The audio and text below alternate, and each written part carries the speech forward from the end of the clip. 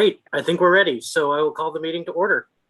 And thank you all for being here. And let me grab that statement that we read at the beginning of each one of our COVID meetings. So it reads, in compliance with California Governor Gavin Newsom's executive order to protect public health and prevent the spread of COVID-19, this Planning Commission meeting is being conducted via teleconference on the city's website.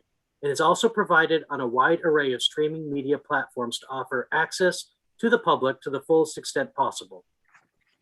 WehoTV staff have confirmed that this Planning Commission meeting is currently streaming successfully on Spectrum Channel 10 and online at weho.org/WehoTV. In addition, and as a courtesy, this meeting is also successfully streaming on the city's YouTube channel at youtube.com/WehoTV and on Roku, Apple TV, Fire TV, and Android TV. WehoTV staff monitor this broadcast on all platforms throughout the meeting and will notify the Commission Secretary and Planning Commissioners should broadcast disruptions arise. Please do not interrupt the live meeting by calling or texting the Planning Commissioners about difficulties viewing the meeting. If you're experiencing viewing difficulties while watching this live stream, please reload the page or visit weho.org/WehoTV to access your official live stream, our official live stream, and to view a list of other available streaming options. In addition, you may call in to listen to this meeting by dialing 669-900-6833, meeting ID 980-6185-7784, and then press the pound sign. Please understand that internet speeds, device reliability, third-party platform reliability, and individual or personal technical issues are out of the scope of this broadcast. WehoTV staff has published a guide at weho.org/WehoTV to troubleshoot your connection. The next on our agenda is the Pledge of Allegiance, and I would like to ask Commissioner Thomas if she would lead us in the Pledge of Allegiance this evening, and turn it over to you. I pledge allegiance to the flag of the United States of America and to the republic for which it stands, one nation, under God, indivisible, with liberty and justice for all. Thank you very much. David, could you please call the roll? Good evening, Commissioners. Commissioner Vinson.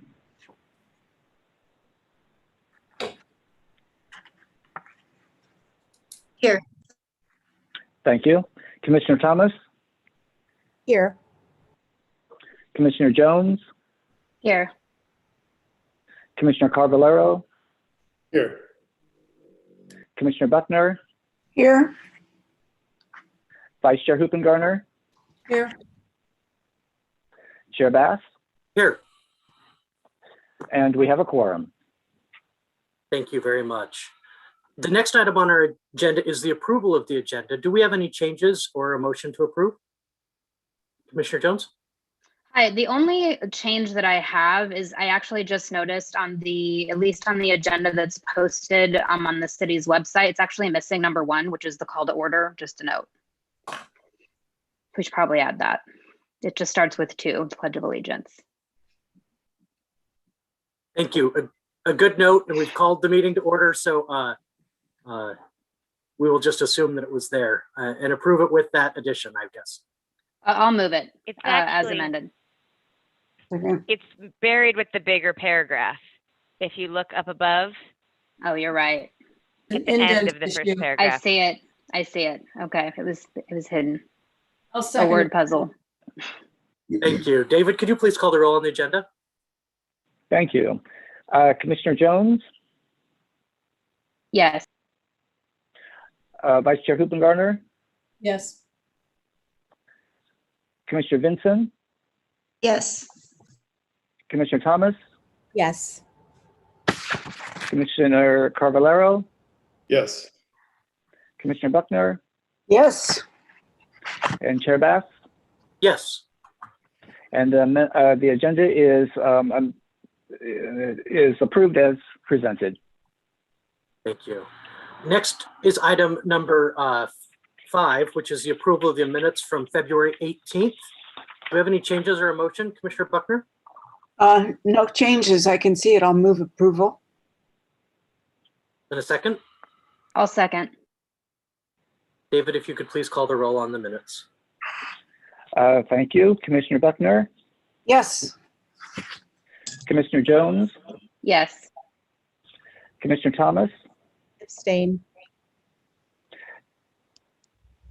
Commissioner Vinson, Yes.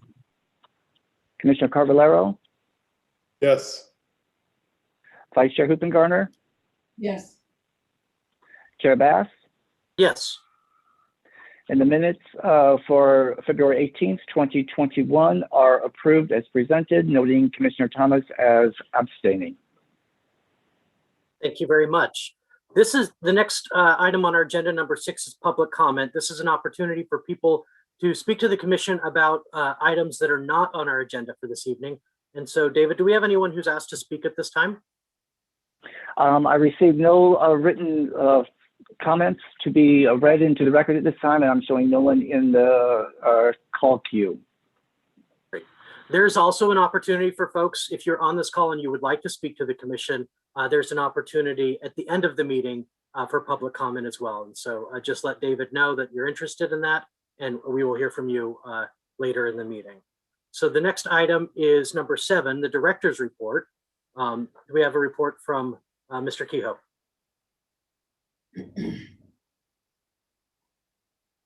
Jennifer, I see you speaking, but we can't hear you. Had to unmute 2 places. Okay. John Kehoe was unavailable this evening, so there's no director's report tonight. Thank you very much. Item number 8 is items from commissioners. Do any of the commissioners have items at this time? Commissioner Thomas.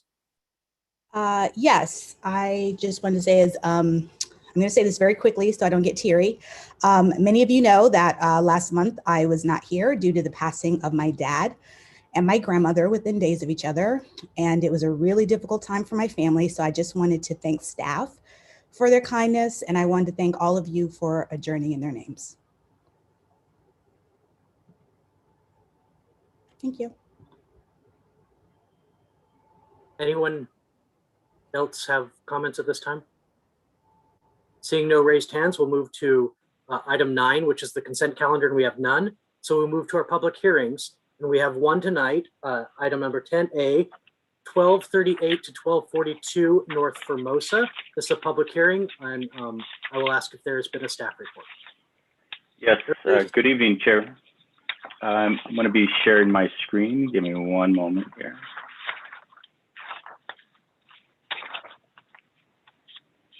Can you see that screen? Yes, okay, great. All right. Let me see. All right. So good evening, Chair Bass and members of the commission, and a pleasure to meet you, at least virtually, Commissioners Thomas and Vincent.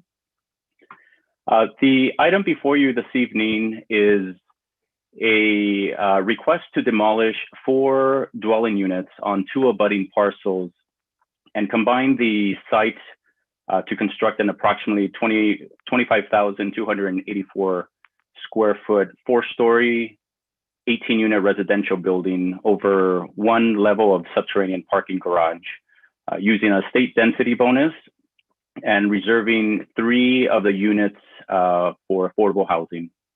The project also includes a modification to reduce the front yard setback, which I'll describe in just a moment.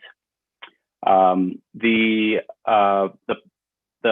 approximately 1,300 or 13,000 square foot site is located in the R3B zoning district. Other properties in the immediate vicinity include multifamily buildings that range from a single story to 4 stories in height within the same district. The site is currently developed with 4 dwelling units, including a duplex at 1238 Formosa and 2 detached single-family units at the northern property at 1242 Formosa. This is 1242 and 1238. So here, this is off of Formosa, looking southeast. Each of the 18 units includes 2 bedrooms, and the units range in size from 865 square feet to 1,736 square feet. The central courtyard area on the ground level provides a common open space of a little over 1,200 square feet and accessible for all residents. Additionally, the lower units include private open spaces within ground floor patios and balconies. The 8 upper units have a private rooftop patio, and all these private open spaces are accessible directly from each unit. Staff would like to introduce a new condition of approval addressing private open spaces. This is a new condition that is not in your draft resolution, and the condition specifically would read, at least 2 of the 3 affordable units shall have private open space with a minimum size of 120 square feet. The private open spaces range in size. 3 of them are less than 120 square feet, and that's because they're combining the required square footage into the common open space as allowed per code. The subterranean parking garage will be accessed from a single driveway on the southernmost portion of the property. This is in the same location as the existing driveway for 1238 Formosa. The other existing driveway to the north at 1242 Formosa will be eliminated and replaced with parkway landscaping. The parking garage is designed with 28 parking spaces, which includes 1 van accessible space and 4 spaces for EV charging. Staff would like to recommend amending a condition that is in your draft resolution, that being condition 10.2. The project, the condition currently reads as drafted in your resolution, that the project shall be constructed with 28 parking spaces for the 18 unit residential development. The project is proposed with 28 spaces, and only 18 are required for this project, given that it's a density bonus project. If the parking garage needs to be revised during the building permit plan check process, staff would recommend that a revised condition provide a threshold on whether the elimination of any spaces is minor, considered a minor amendment at the director level, or a major amendment to return back to the Planning Commission. And so the condition that I would like to recommend for your consideration is, for amendment, is rather than the project shall be constructed with 28 parking spaces, the condition would read, the project has been designed to include a maximum of 28 parking spaces. Reduction of up to 5 parking spaces resulting from changes required during the building and safety plan check process may be permitted with a minor development permit amendment. Any reduction of parking spaces beyond 23 spaces shall require a major amendment to the project to be considered by the Planning Commission. So that would mean that the project would return back to the commission, if in fact that was the case. This project is conditioned to replace the entire public right-of-way, including sidewalks and the parkway. Since one of the driveway approaches will be removed, staff would like to recommend that one of your conditions be revised as well. This is condition 9.10 in your draft resolution. That condition, this is a minor language change, but a difference in the amount of trees. The condition from the facilities department initially included the removal of 2 trees. This is the tipu tree species. However, there are 3, and because the driveway is going to be removed, there's that space available. So in discussions with facilities, staff is recommending that they remove all 3, and instead of replacing them with 2 magnolia trees, this would be replaced with 3 magnolia trees. These are 48-inch box Magnolia grandiflora. Now, continuing here, the applicant is required to build 3 affordable units on the site per the city's inclusionary housing ordinance. By providing these 3 units, the project qualifies for a 50% density bonus allowed by the recent changes to the state density bonus. A 50% density bonus translates to a bonus of up to 6 units or 18 units as proposed for this project. So this project includes 2 very low income units and 1 moderate income unit. There's been some confusion regarding the calculation of the affordable housing units, and I wanted to provide some clarity here.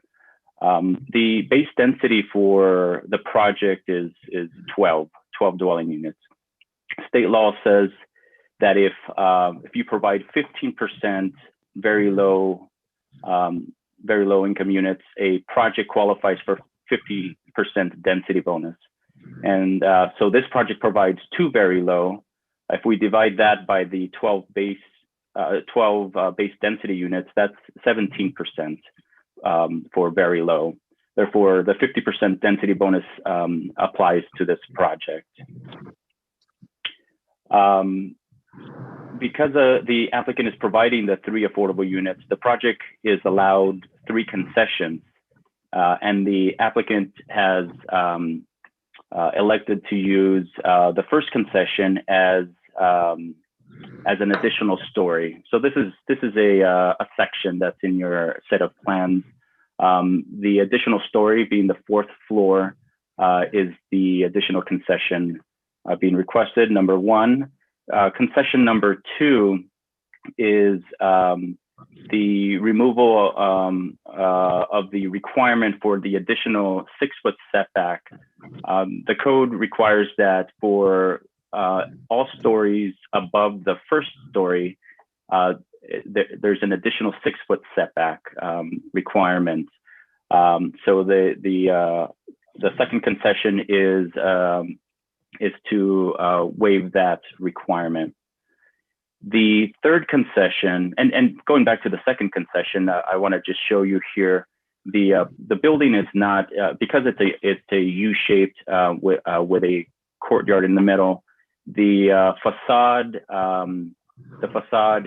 has one component here, a large open space, and then another component here, and then a driveway. So there's no the additional 6-foot setback was addressed here by multiple articulations in the building layout and design.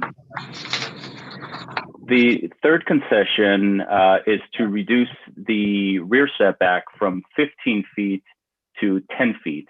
And so that would be an additional 5-foot extension of the building into what would have been the required setback delineated here. So from 15 feet to 10 feet. Additionally, the applicant is requesting a 10% modification for the northern portion of the front yard setback from 15 feet, but would have been required 15 feet to 13.5 feet. That would be the 10%, and that only applies to the northern portion, because the southern portion of the U-shaped building does comply with the 15-foot front yard setback. Now, the property to the north on Formosa has a front setback of a little over 16.5 feet. The building to the south, you could kind of see the portion here. It's 3.5 feet. So as proposed, this building provides that a proper transition between the neighboring front setbacks.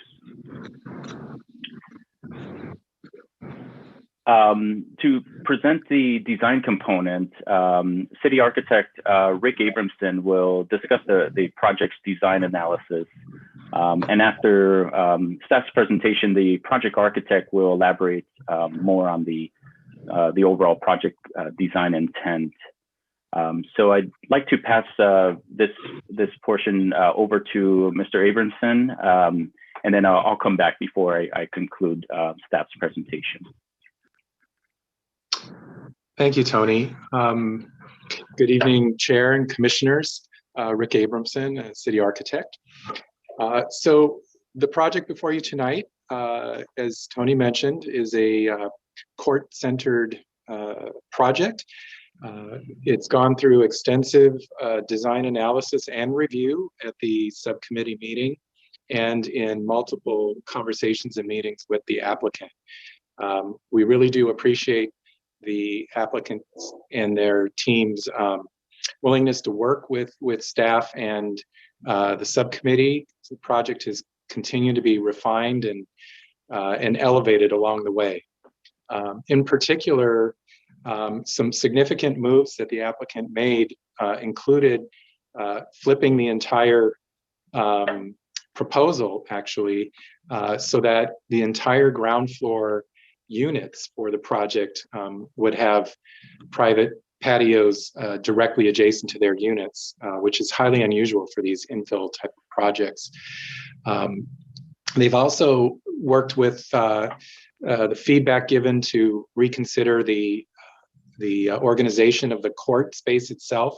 That central space is really essential to the success of the project, and I think adjusting some of the circulation and the sort of connectedness from the street has really made substantial improvements.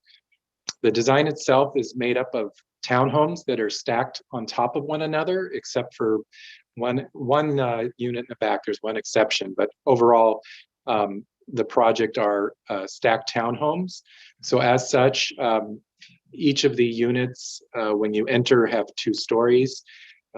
In this case, the elevator provides access from the parking below to the courtyard level and to the 4th floor, which is, a little bit unique for these type of projects, but provides some interesting living space at the highest level. Overall, as I said, the project has continued to be refined. The latest iteration also included the addition of solar canopies on the roof, which are very much in line with the city's sustainable roof measures and some of our goals as a city for greater environmental responsiveness. So it's working on 2 levels at the roof to not only shade the rooftop activity, but also to generate power for the project. In reviewing the project, there's been a number of items and issues that we've identified that are really not out of the norm. It's very common for projects of this scale and density to have continued refinement as it goes into the construction document stage and going forward for plan check. I think we're confident that some of the remaining items that we've worked with the applicant can and will be resolved at the next stage should the project be approved this evening. I think with that, I would turn it back to Tony unless there's questions from the commission about the design itself.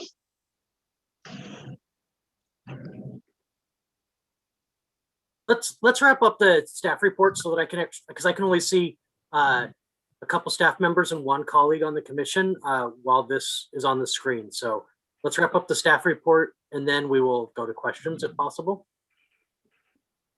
Sure. Thank you, Chair. I'll be very brief here.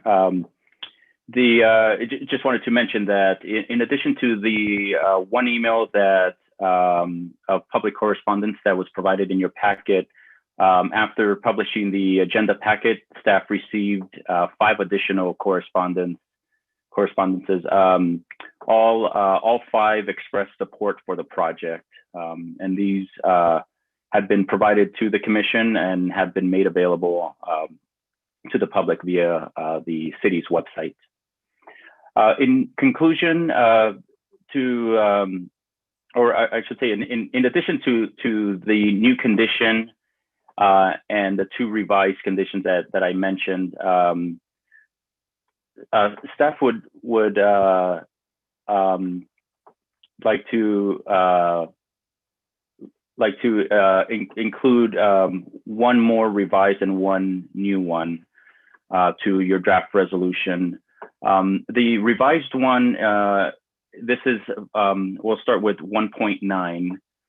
This condition is what's being changed here is that we're including the granting of the determination by the Planning Commission does not in any way indicate full compliance with the applicable provisions of, we're adding latest adopted California building codes. There's multiple codes, that being the California Building Code, the Energy Code, and the Green Building Code.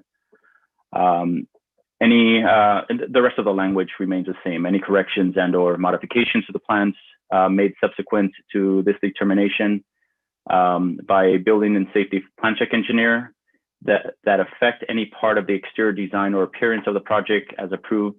Now, this is where I'm replacing by the director to Planning Commission, because that's the body this evening of reviewing and considering this project. And at the end, shall require referral of the revised plan check to the Planning Division for additional review and sign off by the director prior to issuance of any building permits,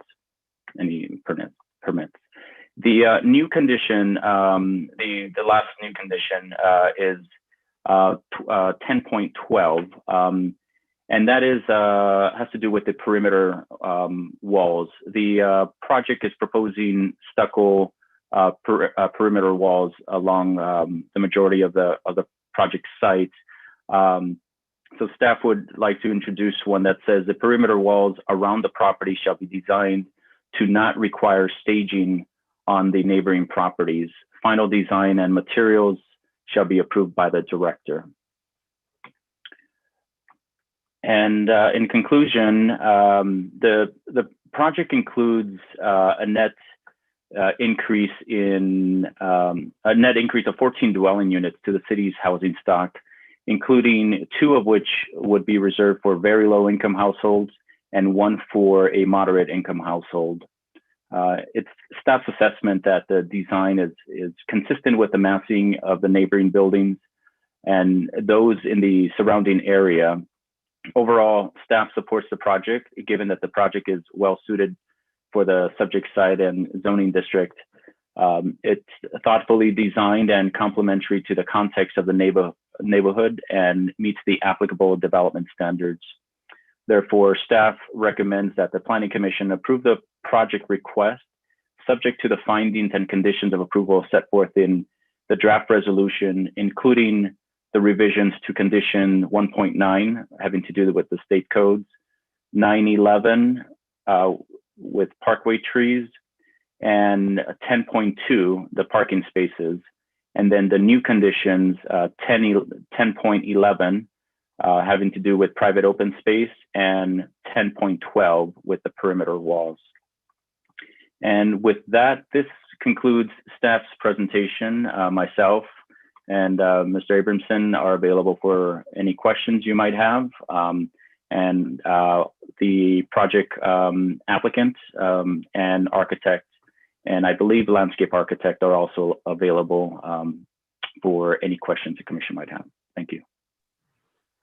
Great, thank you very much. If you could stop sharing your screen so I could see everyone else, I appreciate that.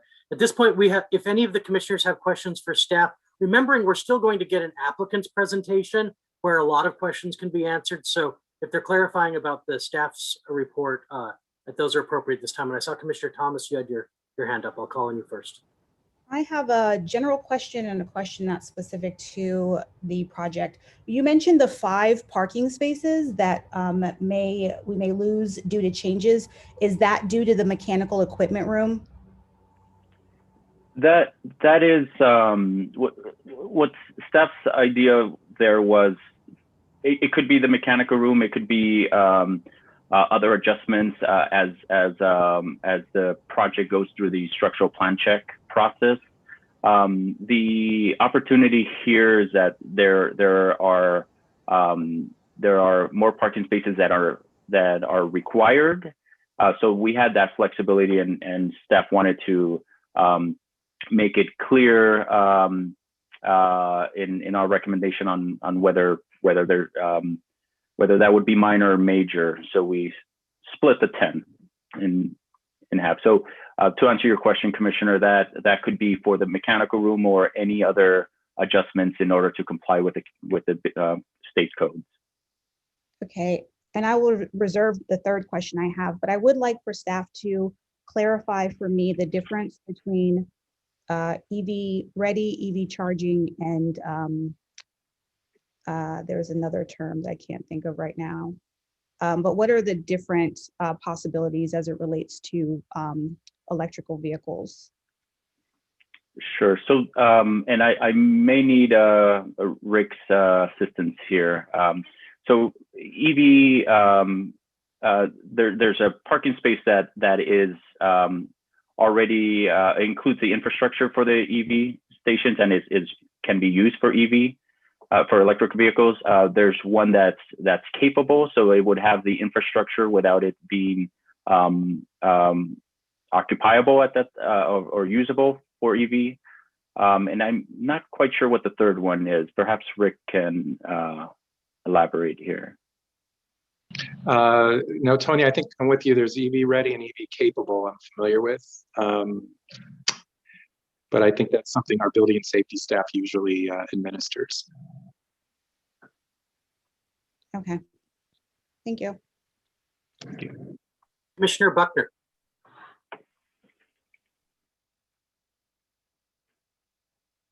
Thank you. I'm unmuting.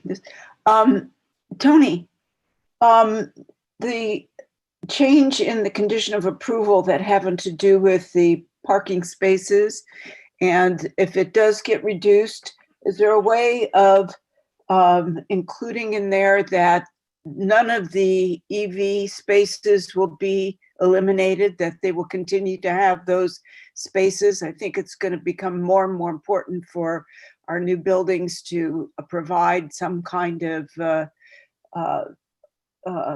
opportunity for people with electrical vehicles, because it's coming down the pipe pretty quick. So instead of just, in other words, if they're going to eliminate any, it should not be any that involve the EV ready spaces.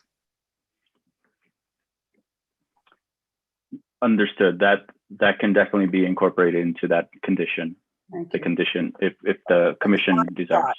I don't know what other commissioners feel, but that's my view. Well, I want to. Didn't we just approve some an ordinance that actually dictated? Since I've been here, some ordinance that dictated the number of EV units, and so I think there is a calculation that they're required to follow. I'm with you, Commissioner Buckner, but I do think that there's an actual calculation. I don't remember it off the top. I don't remember that either. Yeah, there is a minimum. I'm going to need to look that up. Are there other questions from commissioners at this time? Commissioner Caballero. Yeah, just a follow up on all the parking questions. I mean, we only need 18, and this project is providing 28.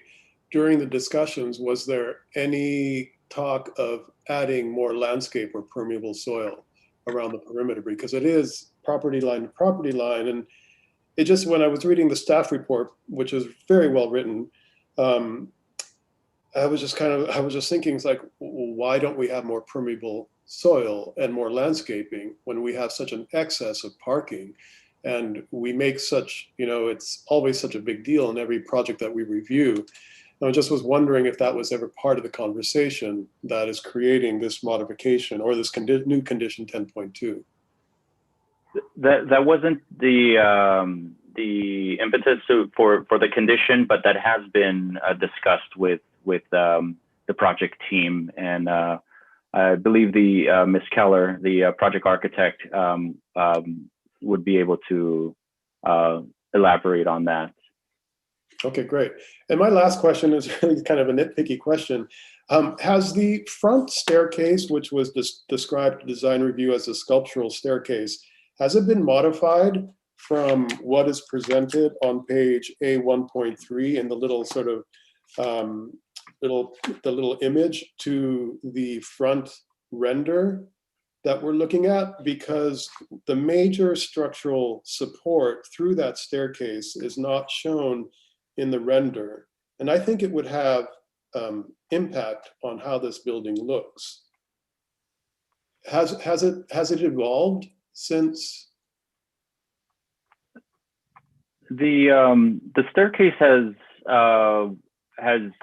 been refined over time, but it's been located in that same general location. I believe Andrea might be able to clarify whether that has been recently changed. But the set of plans that we've been reviewing, and the set of plans that was reviewed by the design review subcommittee, has always provided the staircase in that same general location. Yeah, I agree. Just that the render looks different from that little image that's on 1.3, and it's been a topic of conversation. So I'll wait till the applicant does a presentation. We can revisit it later. Okay, thank you, Commissioner. Thank you. Are there any other questions for staff at this time? Vice Chair Hoopengarter. Yes, thank you. Back to the parking spaces. First of all, this may be nitpicky, but our code talks about a 10% modification being able to be determined by staff. But by my math, 5 spaces is not 10% of 28 spaces. So I'd like us to discuss that and think about the implications of that kind of thing and that kind of decision and the magnitude. I absolutely second Commissioner Calviero's question about the permeability, that if we're taking away 5 parking spaces, that's a dramatic reconfiguration of the garage space and a tremendous opportunity to increase green space. But then that starts discussing, well, why do we need these setbacks? Yes, because of the bigger units. So I think we're talking about some potential real design distinctions. And we end up with a big garage with no parking spaces in it.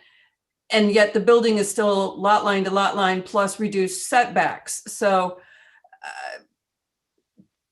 this is all for comments, but I guess my question most importantly is, how is 5 spaces a 10% mod? The 5 spaces is not the same as the modification.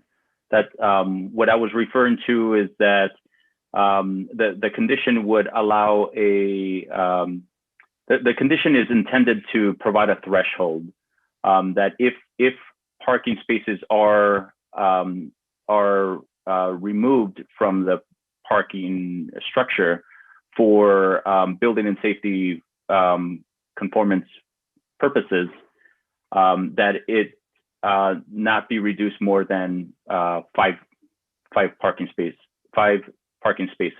But it has nothing to do with a modification. It would be a minor amendment to the development permit. So if it's more than 5 spaces, it comes back to planning.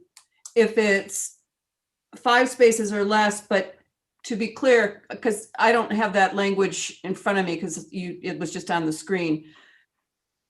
Only if it's as a result of building and safety, not as an election of owner to decrease parking? Correct. That's how staff is recommending the language. Let's go to the trees. 9.10 speaks to 2 teapoo trees. I didn't see any teapoo trees anywhere on this property. And and I actually have Google Earth up here looking at it just to refresh my brain. I see 3 jacarandas and a palm tree. So, and the palm tree isn't addressed at all in this condition. So is the palm tree staying? No, the palm tree would be removed along with the 3. Our facilities department identified these as tipu trees. Not as It says it on the jacaranda. landscape designer's plans. I double checked the landscape design plans, and they're called out as jacarandas. Okay. Well, our facilities department is identifying these as tipu trees and is recommending the condition that they be removed and replaced. So the trees that for condition 9.10 is referring to the parkway, not any trees on the current site. So, but there are 4 trees currently. The palm tree is not addressed, and you're proposing removing 4 trees and replacing them with 3 trees. That is correct. Yes, that is the condition being recommended. Because it's not on the landscape plan, and this is all, I have concerns. Okay.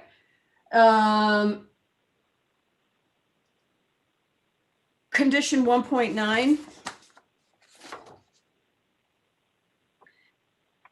Can you clarify the phrase, any part of the exterior design or appearance, and perhaps legal can discuss how that is determined? So this is let me go to that. The fact that there's a very high probability that due to building codes that a lot of changes will have to be made, and you state that any part of the exterior design or appearance of the project is approved has to come back to Planning Commission. I'm just want to be clear that we're clear as to what that language is. Sure. So 1.9 is a standard condition that we apply for all projects, and it's always referred to the exterior design or appearance, and that has to do with the architectural the architectural material and form and appearance of the building itself. There's oftentimes there's changes that it could be something as minor as venting and mechanical and other hookups, different types of infrastructure required. This shouldn't affect the larger architectural vocabulary of this building.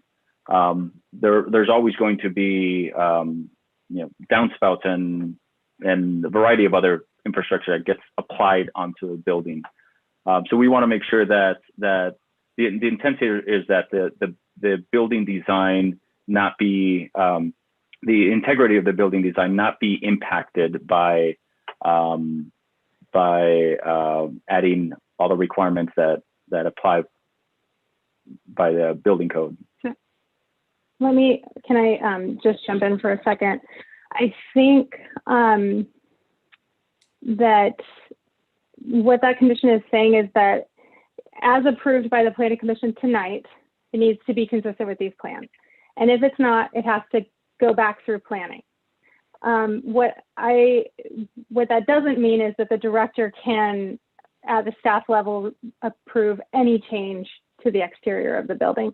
It would be subject to the amendments to approved projects section of the code. So, and that is where we determine whether it's a major amendment or minor amendment and who the review authority is. If that's what you're getting at here, who the review authority is for these changes. So we can add language into that condition that specifies that it's pursuant to 19.62.070 of the municipal code, which is the section that gives us all of the findings to determine whether something is a major amendment or a minor amendment. That way, if it's something that's major, yeah, absolutely, we bring it back to the Planning Commission and it's clear in that condition, if that's what you're getting at, Commissioner. Yeah, I think, yeah, I mean, we're looking at some, you know, the project has ADA issues, it has a number of issues. And so those could have significant impacts on the design of the building, and want to make sure that, back to transparency, the public process, that's transparent and public. And Right. that's my concern with this language. So, okay. So let's add in that section to make sure that we cover that it might be a minor change, it might be a major change. Okay. Would that suffice? Yep. Okay. Great. 9.13, you got a spelling issue. It's subterranean, not subterranean. And last but not least, legal. Lauren, we had a conversation this afternoon. I feel it's important that we have some clarity around this concept of deemed complete, and when changes in law and code apply to projects.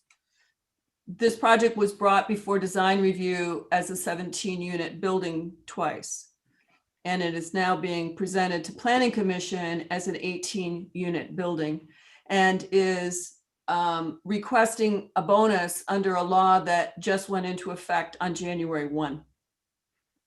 This was deemed complete prior to that, and historically we've had developers say that they don't need to comply with the new law because they were deemed complete before the law went into effect.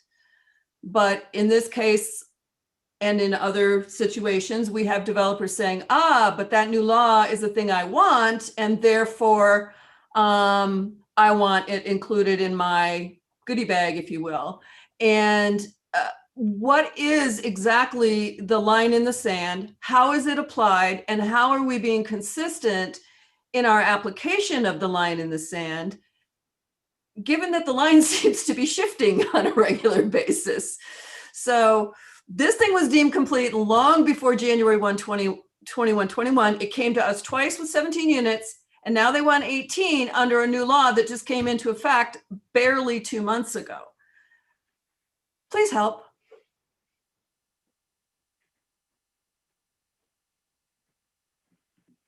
Yeah, I think that's a really good question and something to explore, especially as we talk about a lot. There's a lot of state laws that are coming down. Every year, we've got 10 or 15 new housing bills and land use laws that we're trying to implement. So it is a really fair question. And I'm going to start answering your question by something that's unique to West Hollywood. And that is, at the very beginning of the zoning ordinance, there's a provision that talks about effective zoning ordinance amendments on projects in process. And that code is or that provision is not in every city, but it's unique to West Hollywood. And there's a rule that says when a land use permit application has been accepted as complete, it shall be processed according to the requirements in effect when the application was accepted as complete. And that's been in the code a long time. And the purpose of that is so the city isn't changing the rules and moving the goalposts as projects move forward. We're going to take a moment in time. These are going to be, and it's about local rules, local development standards. We're not going to say, okay, you can apply it 4 stories, but later on we're going to move it to 3 stories. And so now you have to, it's about giving developers a moment in time where they know what city standards are. It is a little bit more complicated when we are implementing state law. And so for things such as the density bonus and all these state housing laws, those are coming down from the state. And so that creates more complications. There are certain state laws, I mentioned this to you today, there's certain state laws that are very clear, and they say, this law applies to projects deemed complete after January 1, 2020. For example, the Housing Crisis Act is very clear when it applies. Other laws have been in place a long time. They keep getting amended, and those apply. And state law supersedes local law. So I know you had some questions about recent changes to the density bonus and whether this project could take advantage of new density bonus requirements that went in place January 1st, 2021. And with respect to density bonus, those rules apply whether they're in our code or not. And in fact, I found a provision in the state law that says so. We're required to implement a density bonus ordinance, and even if we don't, failure to adopt an ordinance shall not relieve a city from complying with this section. So I think for purposes of density bonus in particular, once this legislature adopts it, it is the controlling law of the state and it can be applied. So I think to kind of circle back to your main question, when the city's changing its own rules, there's one way we apply it, and when the state is mandating rules, there's another answer to the question of what applies to an existing project. And I think staff's aware of these changes and tries to, you know, manage it and help developers as these changes come through with individual projects. And if you have more specific questions, I'm happy to answer. Jennifer and Tony are happy to answer, but that's the two places that answer comes from. Thank you. I wanted some clarification on the record because I feel that this is complicated enough and there are a lot of moving parts here. And we have developers saying to us, I know you can't make me do that thing, but I want that new thing. And yes. And I will say one other thing. There's also new provisions in the state law for housing projects that freeze that if they submit what's called a preliminary application, it also freezes the rules in place for that application. So we're kind of looking at a couple different applicable rules to determine when things are frozen in time. So it is understandably complicated. And going forward, I think perhaps that should be part of the staff report. If the state law is going to say what those freeze dates are, et cetera, we should perhaps be, you know, stating them explicitly in our staff report, maybe even in our resolutions, that this is what is applicable law and this is the line in the sand. But we digress. Good point. Vice Chair, do you have additional questions or? Okay. Anyone else on the commission have questions for staff at this time? Seeing no hands, I would like to do disclosures at this point of our meeting. So do any of my colleagues have disclosures? I do, but I'm seeing no one. So I will say that I have, just for everyone can know, I have a close relationship with the people who live next door to the property. And I've spent a great deal of time in their home and in their yard. So I'm very familiar with the property and specifically the hedges that are mentioned in the neighborhood letter that was contained in our packets, but I don't have a conflict of interest. And I also want you all to know that I did have a telephone conversation with Mr. Nazarian, representing the applicant team, and discussed only items that were contained in this staff report. With that, I will turn the meeting over to the applicant. You'll have 10 minutes to make a presentation before we go to public comment. Thank you very much. Thank you, commissioners. My name is Andrea Keller of Los Angeles. I am the project architect, and I will present the project briefly and also hand over some time to our landscape architect who's present.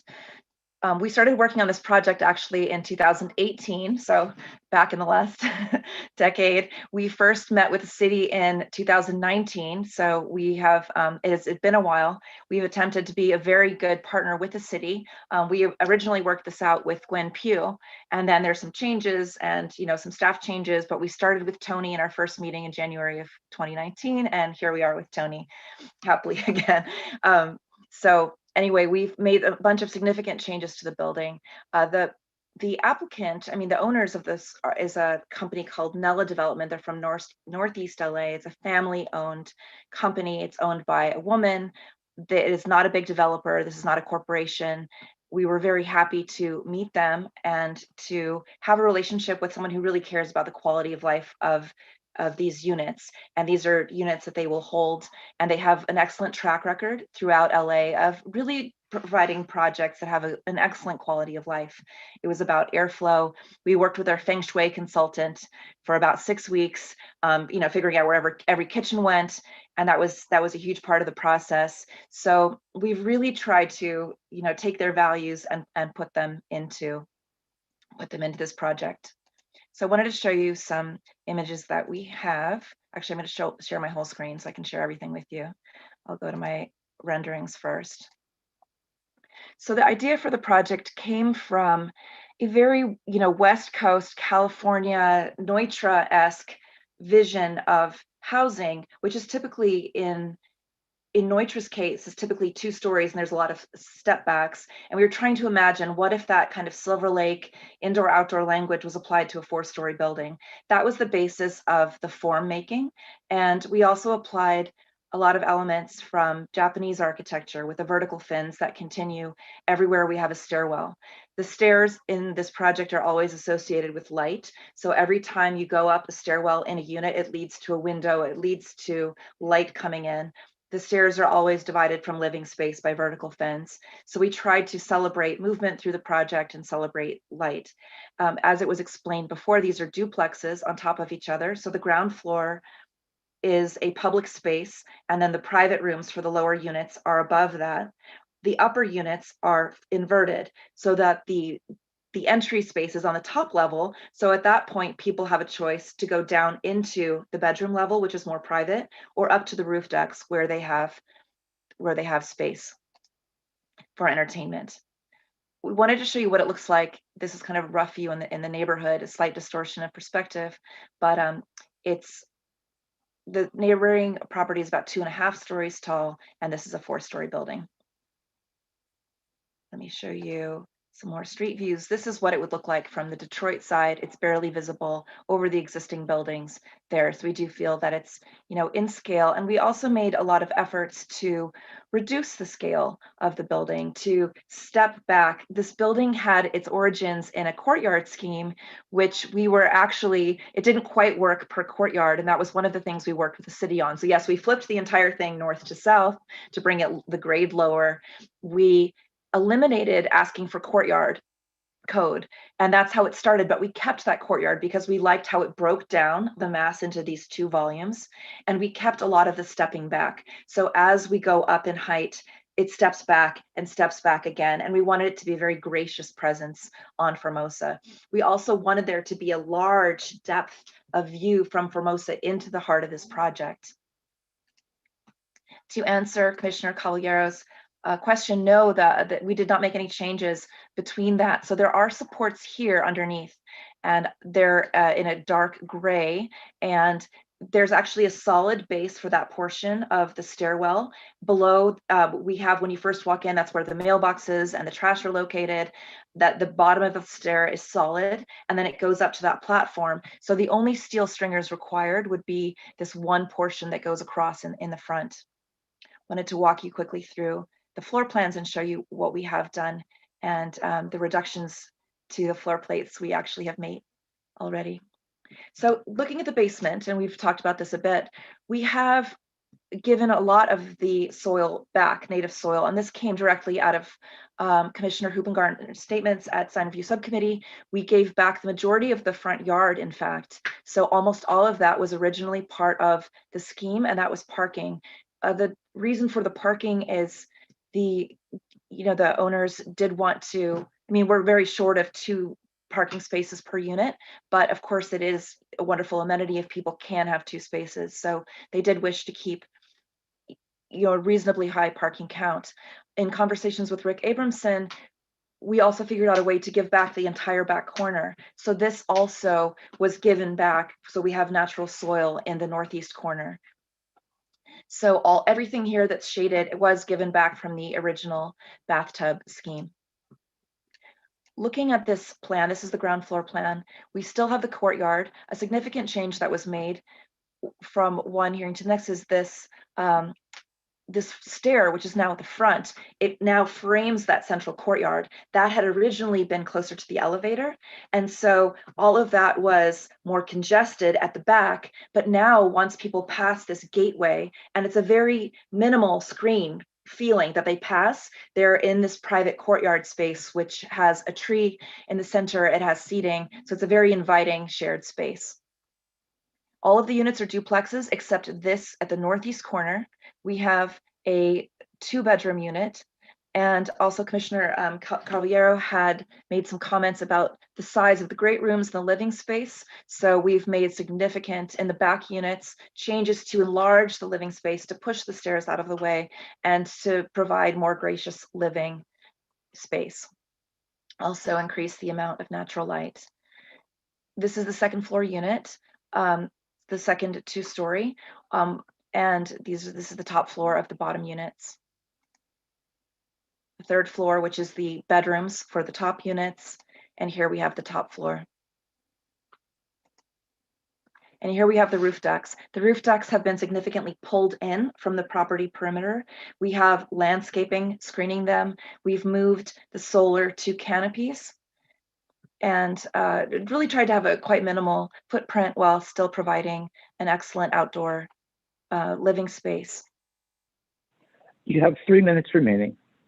Okay, Justin, would you like to speak, or Jeff from Landscape? Yeah, I could just introduce. Hi, everybody. I represent the private developer. My name is Justin Nazarian, and I will primarily be here to ask or answer any questions, regarding ownership and all that. But I'll hand it off to Jeff now. Okay. Hi, I'm the only one without a camera, you guys. I apologize for that.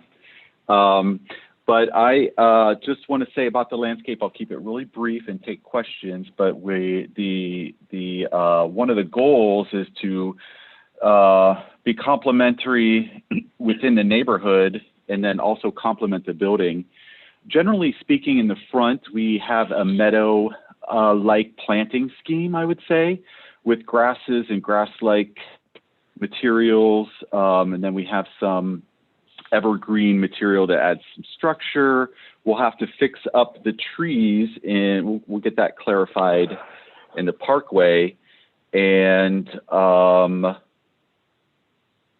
don't want to speak too long. I'll answer some questions if any of the commissioners have any questions about the landscape. And I did want to make it clear that we were just informed about the change in the parkway trees. That decision was handed to us. We were originally thinking that the existing trees would remain. So this is also new to us, and that's why they are not reflected in the drawings, the new magnolias. Thank you. Is that the end of the applicants? That is the end, yes. Okay. So at this point in time, before we go to public comment, I don't want to get into any deliberation before we seek public comment, but are there questions we have of the applicant team that would inform the public's comments? Commissioner Thomas. Forgive me, I have quite a few questions.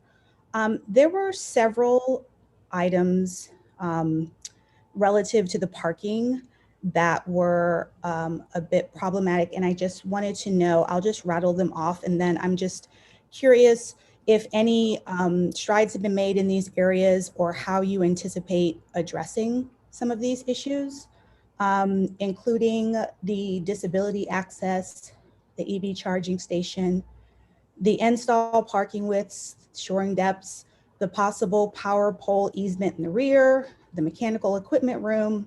I believe Commissioner Calviero mentioned the, excuse me, the permeable areas. Also, there was an issue with the tandem parking, and I was just wondering if there were any, if you had any ideas on how any of these issues were going to be resolved. Yes, so I do believe that we do not have an easement. I believe that that's a non-issue, and Justin, you can look me up on this, that we do not have an easement in the backyard. Correct. We do have. We do not have a public utility easement for the power pole because it's actually not on our property, it's on the Detroit side property. Okay. And we do have, the tandem, I believe, has to be assigned, but that would be 4 units that have 2. And because we are overparked, we can do that because we're technically overparked. Okay, and there will be, the other term I was looking for earlier of staff was EV charging. I know there's EV capable, EV ready, and then EV charging. You anticipate having an EV charging station in the parking? Yes. Okay. Yes, we have those indicated on plans, and we also have disabled access immediately adjacent to the elevator. Okay, great. So here in the shaded area. I want to confirm that since you are providing the 3 affordable units, the project was allowed 3 concessions. We've talked about what those were. I just want to confirm a few things just in case anything has changed. I want to confirm that, or I guess it wouldn't have changed, but I just want to confirm that the inclusionary housing units are units 6, 7, and 18. Yes. The largest unit on the property is 1,736 square feet, and that's unit number 13. Yes. The smallest unit on the property is 865 square feet, which is less than half of the largest unit, and that's affordable housing unit number 18. Yes. Affordable housing unit number 6 does not have any private open space. It actually has a very large backyard. So it has it's on grade. It's almost 300 square feet. So it's wider than the width of the unit, and it's the entire rear yard setback. So it has an extraordinary yard, but it doesn't technically, because we're not allowed to count the open space in the setback. But 2 of our 3 do meet the condition. So we are prepared to meet the city's condition of 2 of the 3 affordable having the 120 square feet, technically outside of the setback. Thank you for that. And all of the units are 2 levels. I thought that unit number 18 was 1 level.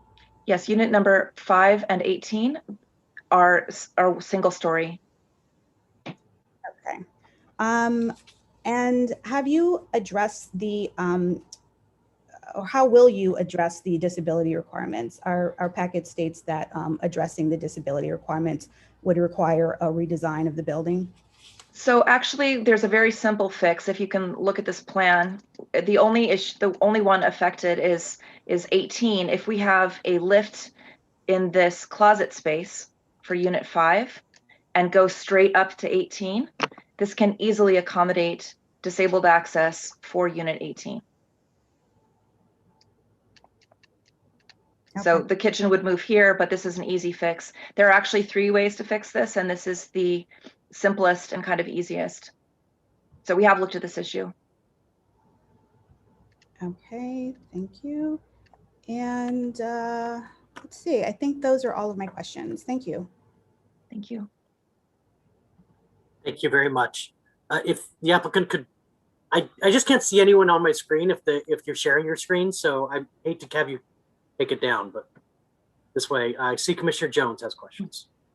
Thank you. And thank you to the architect. I just want to clarify per Commissioner Thomas's last question that the fix that you just mentioned does resolve the accessibility issue for elevator access for unit 18, correct? It does in its entirety. Okay. Okay. Thank you. Those are all my. Thank you. Commissioner Caballero. Andrea, quick question. I'm having a hard time rectifying the renders on G2.1 and the plans on A2.3. The side elevations in the plan show some modulation, but in the renders, it's completely flat on either side. Which is correct? I'm assuming the plans are correct. And were these renders done before the plans were developed? No, it's all from one model, so that it all is from one central file. Okay, so yeah, typically I understand that's how it's done, but if you look at A2.3, your bathroom set back from the front, from the edge of the elevation. When I look at the renders on G2.1, the side elevations are flat. And this just goes more to, a conversation that we were having in design review about and sort of the code that, the side elevations, the back elevation should be treated similarly to the front. And you've modulated the front. And I see some modulation on the side elevations in the plans, but I don't see them on the renders. And I don't have the elevations don't really show it either. So I'm just wondering, I think you actually might be there, but it's not actually being portrayed in your drawings.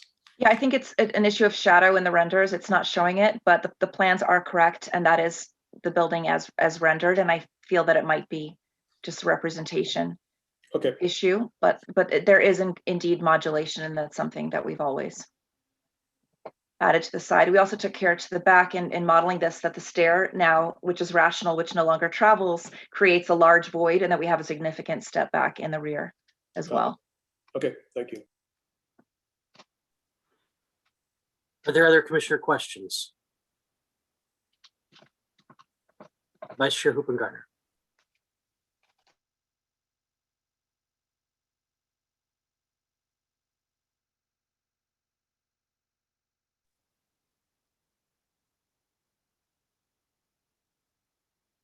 We can't hear you, Vice Chair Hoopengartner.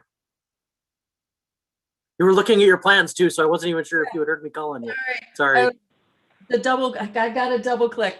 Okay, A2.0. Let's go to the garage. I see 2 trash rooms. And so there's a trash room in the northwest corner, and then there's a centrally located trash room. I'm wondering why there are 2 facilities.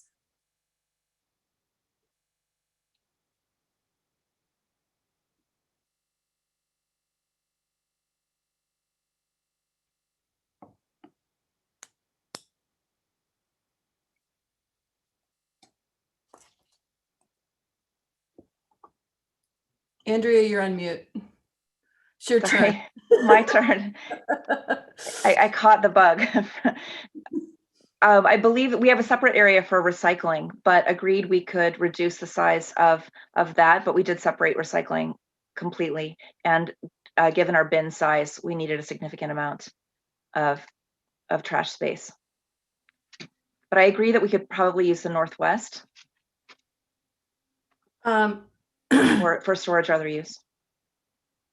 The reason I ask is because the permeability, the open space that you have in the northeast corner, and maybe if you had this on your screen, people could understand what we're talking about here.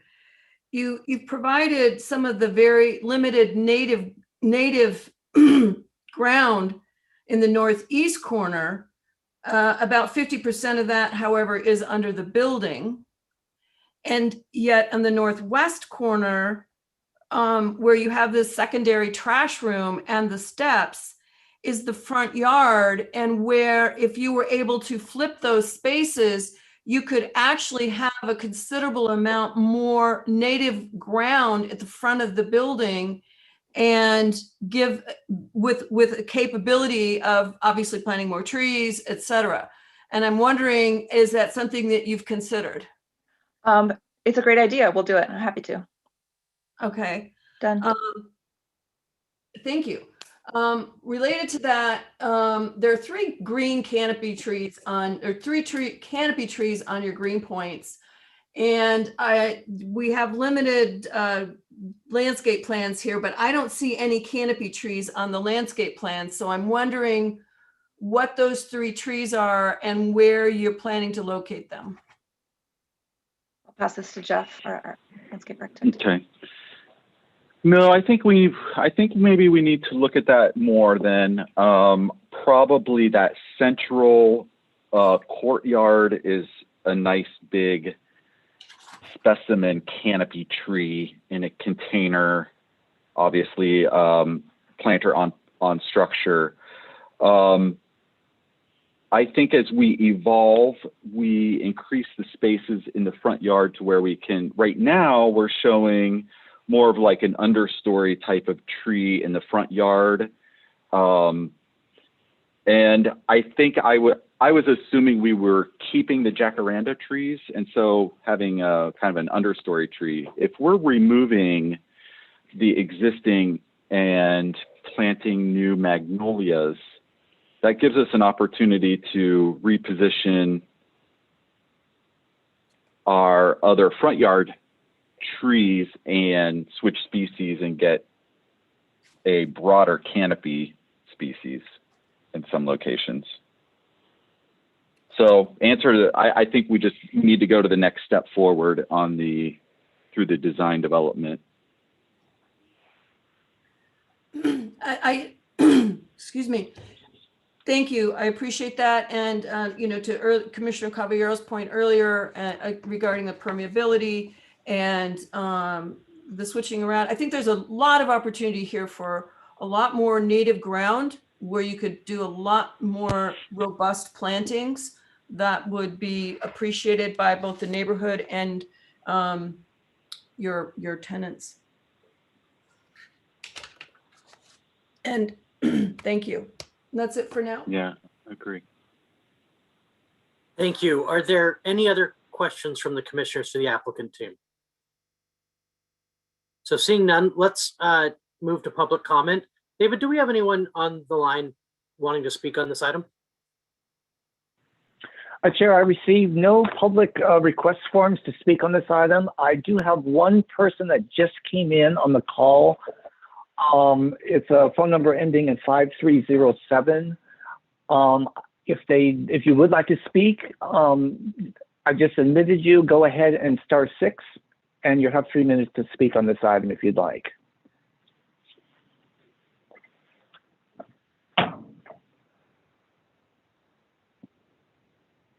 Chair, it doesn't look like they are. So at this time, I'm not showing anybody else in the queue.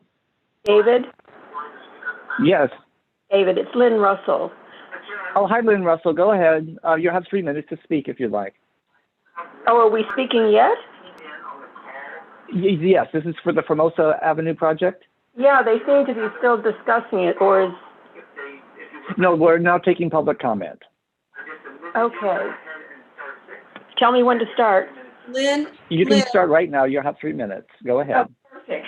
Thank you Lynn, so much. You got your audio on your computer and we can hear ourselves talking. I think you're on delay on your Zoom. Okay, I just shut that down and now it should be clear. Thank you. All right, thanks. It definitely was a delay. I'm just very happy that Andrea Keller has chosen to bring such a thoughtful design that will undoubtedly raise the bar for the neighborhood. And this is the type of project that that I really feel that other developers should study, not to copy, but to emulate in terms of aesthetics and the feeling that it's giving you. Most of the comments that Lynn Hupengardner seemed to adequately address were things that came to my mind, but she, as usual, has been much more eloquent about expressing the details. So I really appreciate it and hope we get to see it sooner than later. Thank you. Thank you, Lynn. Chair, that's all I have in the queue. Great, thank you very much. This is an opportunity now. We give our applicant 5 minutes for rebuttal. If you would like to rebut or sum up any of the things you have heard, you have 5 minutes at this point. Yes, I'd just like to say, of course, we're very anxious to move forward into plan check, and we're confident that the issues that are, have been raised, we can respond to them in plan check. We can work with staff, we can work with Rick and with Tony. And regarding permeability and landscape, we would love to, if there's a kind of a promise that we can make that we will, give the soil back or something we can condition, we'd very much like to do that so that we can move forward into construction documents and start working with our civil team, get everyone on board to make this building a reality and bring it to plan check. Thank you for your consideration. Thank you very much. Now we'll move on to deliberation, and I open the floor to any commissioner who would like to kick that off. Commissioner Buckner. Chair, I have been informed I'm supposed to be giving a design review report. Because that's new, I keep forgetting about it. So the last meeting, Rick text messaged to remind me about it, and I'm not looking at my phone tonight, so I didn't see that. But please go ahead with that, and then we'll go to commissioner deliberation. I'm sorry. Given how much time my colleagues have spent on this, I think it's only fair that we share their feelings. We did review this project twice, once in October, once I'll get the dates wrong, but we've reviewed it twice. Each time the applicant did come back with significant changes and addressed many of the comments that we made and made significant improvements. Overall, we definitely appreciated the courtyard centered approach And we encouraged the team to work with staff on resolving different issues regarding circulation and access. From the first iteration, the exterior stairwells really broke up the project, and the new layout is significantly improved. In particular, creating more of a courtyard in the center and not having it broken up so much by the stairwells and the elevators. The idea is to create sort of a living room in the center, and that was, I think, has been well achieved, although there's perhaps some opportunities for even more improvement in the final resolution.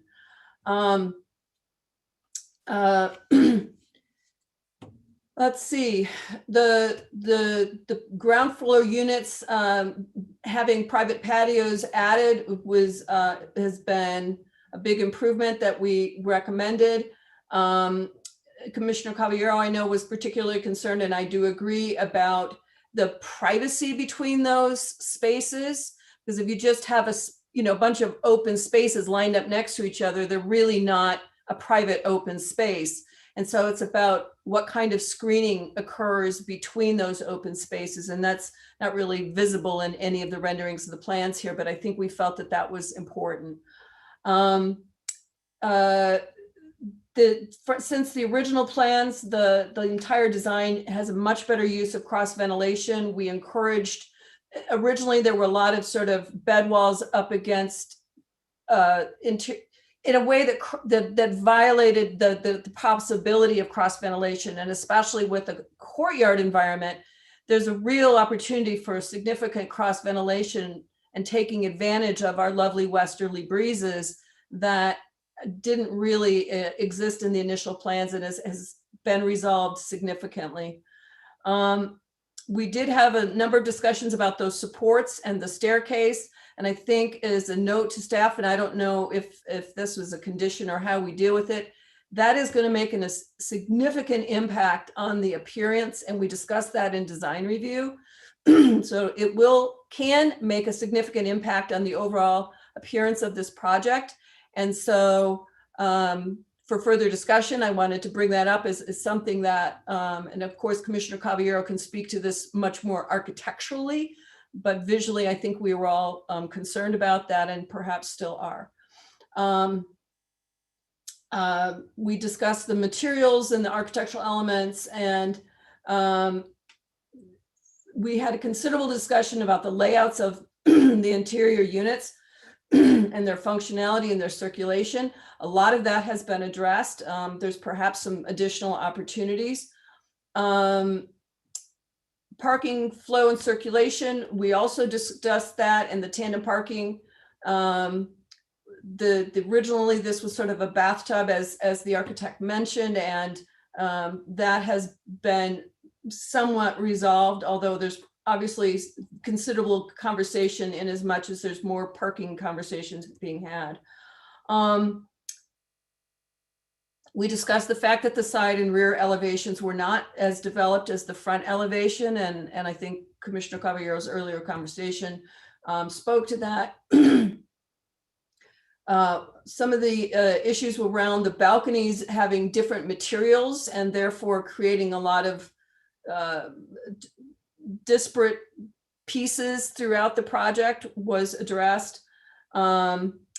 Originally, the rooftop decks did not have much screening, so the recommendations for the additional screening and using solar canopies has been a nice addition. Initially, the landscape plans were not well developed. They're still not very well developed, but that was one of our comments. And I think that's the sprint recap. If anyone has any questions, I'll be happy to try and answer. Thank you very much. And I appreciate that. And thank you for reminding me. Commissioner Buckner, you had your hand up to begin deliberation, so I'll call on you again. Yes, I just want to say that I had a rather long conversation with Antonio about some issues that I had after reading the staff report this week. And I'm very happy to say that I believe that with some of the new conditions and some of the amendments that were proposed at the beginning of our meeting. I think a lot of that has been resolved, which makes me a lot more comfortable about those issues being attended to and resolved before the plan checks and approvals would go for actual building and construction. That these are details that are going to get resolved, and I'm feeling a lot more comfortable about the project. I was at both design review meetings. I really want to thank the architect, Andrea Keller, who was very open and responsive and willing to take not only our design review ideas, but in her acceptance tonight of being able to make some additional changes that I think are going to even make it a better project. And I really respect that. And thank you so much, Andrea, for working not only with staff and with design review, but with the commission tonight. It's really a nice working opportunity for all of us. And basically, I am feeling, I think it's going to be a beautiful project. I'm really looking forward to seeing it actually happen. I do think it's rather large, even though I know it meets all of the code requirements, and the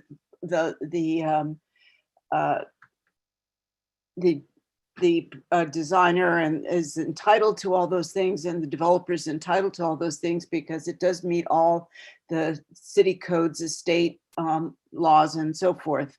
But it does seem like it's moved to every corner of the property. But I do think that the use of materials and the way that it's designed, that I think it'll still be okay in that neighborhood, and things are going to be changing in that neighborhood even as the years go on. So I think in the long run, it's going to be almost a model for some of the development that's going to go on there. So I'm just really looking at it now, and I'm feeling very comfortable supporting the project. So thank you very much. Thank you. Who would like to go next? Commissioner Vincent, you're next on my screen, so I'll call on you.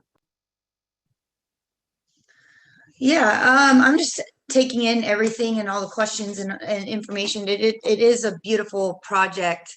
And I do have some concern about the privacy hedges that we had a neighbor write in about. And I would like to talk about that a bit with the other commissioners and hear other people's ideas before I share all my thoughts. Is that a question for the applicant team, or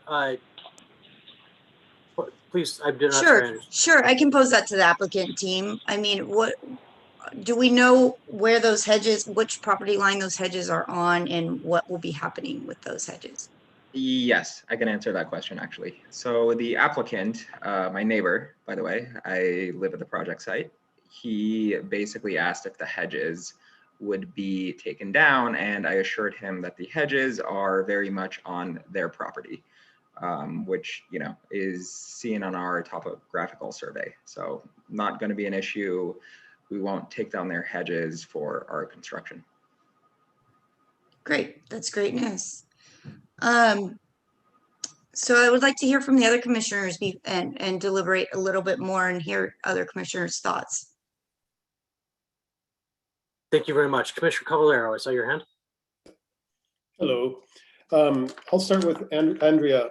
Thank you for considering all the comments that we made in design review. Those were robust conversations, and the project has significantly improved. I went through each floor plan, and each floor plan has been, for the most part, resolved in a really good way. So I am feeling more content. And as you've answered my questions tonight, and I've dug in a little bit deeper with the renders and looked at the larger images, it was easier to see. I now see where the recesses are on the side elevations, and you're actually highlighting them with color, you know, to sort of try to accentuate that moment. So I'm going to focus on, sort of the front elevation is obviously the most successful. I think the project fails in the southeast and northeast corner where the building becomes very flat. And then along the side elevations, you have those moments where you modulate, which I think are a good attempt to try to recreate some of the language that you're creating in the front. If there's some way that, and it's brought up in the staff report, and I feel comfortable that these things will be resolved as the project develops, these little eyebrows that you have, sort of sunshade devices that right now, like the sunshade devices and the colors, the recess, it feels a little decorative. And it would be nice to have them become more meaningful to the language that you're developing around the side elevations as they are in the front. So I would just like to see some of that sophistication sort of brought around the building. And then the courtyard, I just want to address this because it was challenging for me to really understand what the courtyard's going to feel like, because you don't have a section through the center. You have a section that's taken to either one side of the elevator or the other side of the elevator. So you never really get a sense of what the courtyard's going to feel like. And when you look at the lower plans, you feel like, oh, it's open air. But then when you go to A2.4, you realize that a lot of the courtyard is covered by the deck on the 4th floor, which connects all the units. So for me, it's like going back to those 2 units that don't have outdoor spaces, and that space, that square footage is brought to the common space. Like I could get on board with that if that common space was very usable and had a level of privacy that maybe 2 or 3 people could sit down and have a conversation without being in circulation. It fails to do that. So, the courtyard, which even in your sections they feel dark when you run the sunshade diagrams through it or run it through the model. So I know it's too late to really address integrating some of those circulation, like you would have to move the elevator, you have to tuck in the staircases. But I just want to make note of that, because I think that's where the project success could have been. And I feel like it's not, the project doesn't get to its ultimate goal because of, I think, how the courtyard is going to feel very congested. And you started the whole project with, the idea of sort of aspiring to Neutra.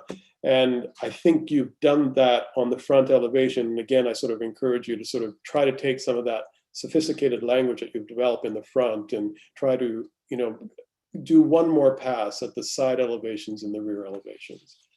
But for the most part, it's improved dramatically over the last 2 design reviews. The last 2 design reviews, and I have confidence in our staff and in you that it will get to the end with a good result. Thank you very much.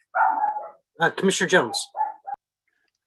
Thank you. So I guess the benefit of not going first is that everyone else has very thoughtfully covered, I think, most of my comments, or maybe even all of my comments. I want to thank staff just in general for doing such a thorough job with the staff report, especially as regards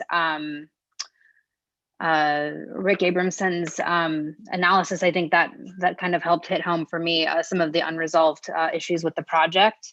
I also want to thank my fellow commissioners and the applicant just for being so flexible, especially we really appreciate that.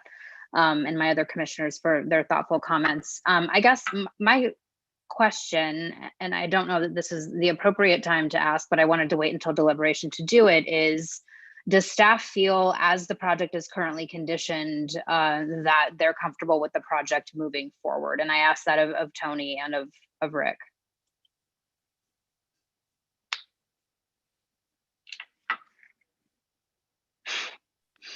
Sorry to put you on the spot. I'm just curious to know.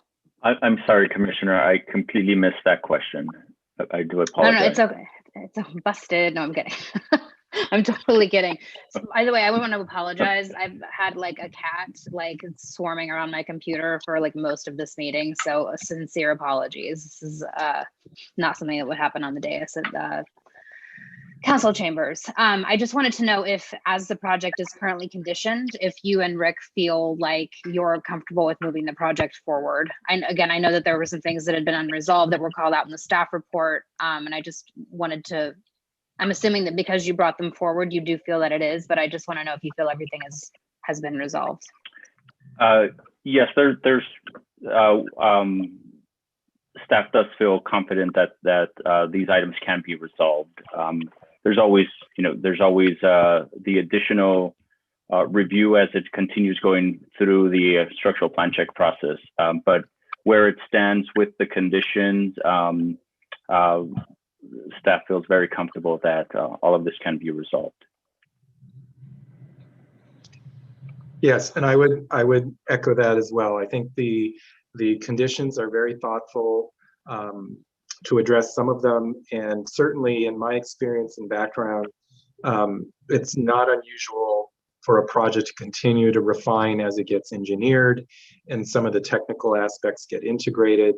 And I think given the applicant's willingness thus far to continue to evolve, I don't see any semblance that that's going to change. And I think, from a design perspective, I'm very confident that I think the remaining items can be addressed. Great, thank you. Those are all of my comments. I, again, appreciate it. I'm usually first to speak if I feel strongly about something, but I am inclined to support the project as it is currently conducted. Thank you very much. Commissioner Thomas? Yes, thank you, Chair. I want to thank the members of the public who sent in letters about the project. And I want to just send a kudos to the design subcommittee and staff and the public input that resulted in flipping the location of the ground floor units so that all 8 could have the private patio spaces, and also adding the solar canopies to the roof decks. I do want to say, though, that the applicant is getting 3 concessions and a 50% density bonus because of the 3 affordable units. However, the smallest unit in the building, which is half the size of the largest unit, is that's the inclusionary housing.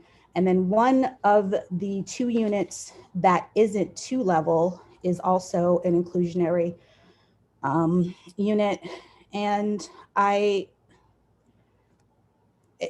this doesn't really apply to the applicant because they did everything that they were supposed to do and it's in line with our code, but I do think that this kind of speaks to the ways in which our code might not be entirely equitable. We've got a general plan H3 that says that we encourage a diverse housing stock to address the needs of all socioeconomic segments of our community. And in our municipal code states that we do this to encourage construction of housing for low income and very low income, transitional foster youth, veterans, and homeless persons. And I wish that our code took the additional step to say that these units should be comparable in terms of size and amenities. And I think that this project, at least for me, opens up, or I hope opens up the possibility of adding that to our code, because I just don't think that the inclusionary housing stock should be in such stark contrast to the other units in a property. And I'm just saying that, putting it out into the ethos, or maybe I'm saying it to staff. I'm not really sure where that comment goes. I was just very dismayed to see that a unit that was so small and also only 1 unit was the inclusionary housing, but then the applicant gets all these concessions. So I thought that was just, a little bit of an issue. But again, it's perfectly in line with our code. So it is what it is at the end of the day. I also wanted to, again, I wanted to give a thumbs up on the solar canopies. But also from what I'm understanding from the staff report, the property is going to, because of the lack of, I guess the cross breezes and all that, there's going to be a higher reliance on artificial heating and cooling, which isn't exactly in line with our climate action plan. So I just wanted to kind of make that note. So I thought that I was hoping that I might hear something tonight that might say that maybe there was a resolution to that. All in all, when I received the staff report, I was a little bit concerned about all of the outstanding issues with this project, and I wasn't sure how I would be able to make a decision based on these outstanding issues. However, the presentation tonight, especially as it relates to the disability issue, that was of huge concern to me. And even though the applicant responded to it and I only saw it for a second, I'm confident that the disability issues have been resolved. And I'm confident that the parking issues will be resolved. So I am also comfortable approving the project. Thank you very much. Vice Chair Hoopengarner.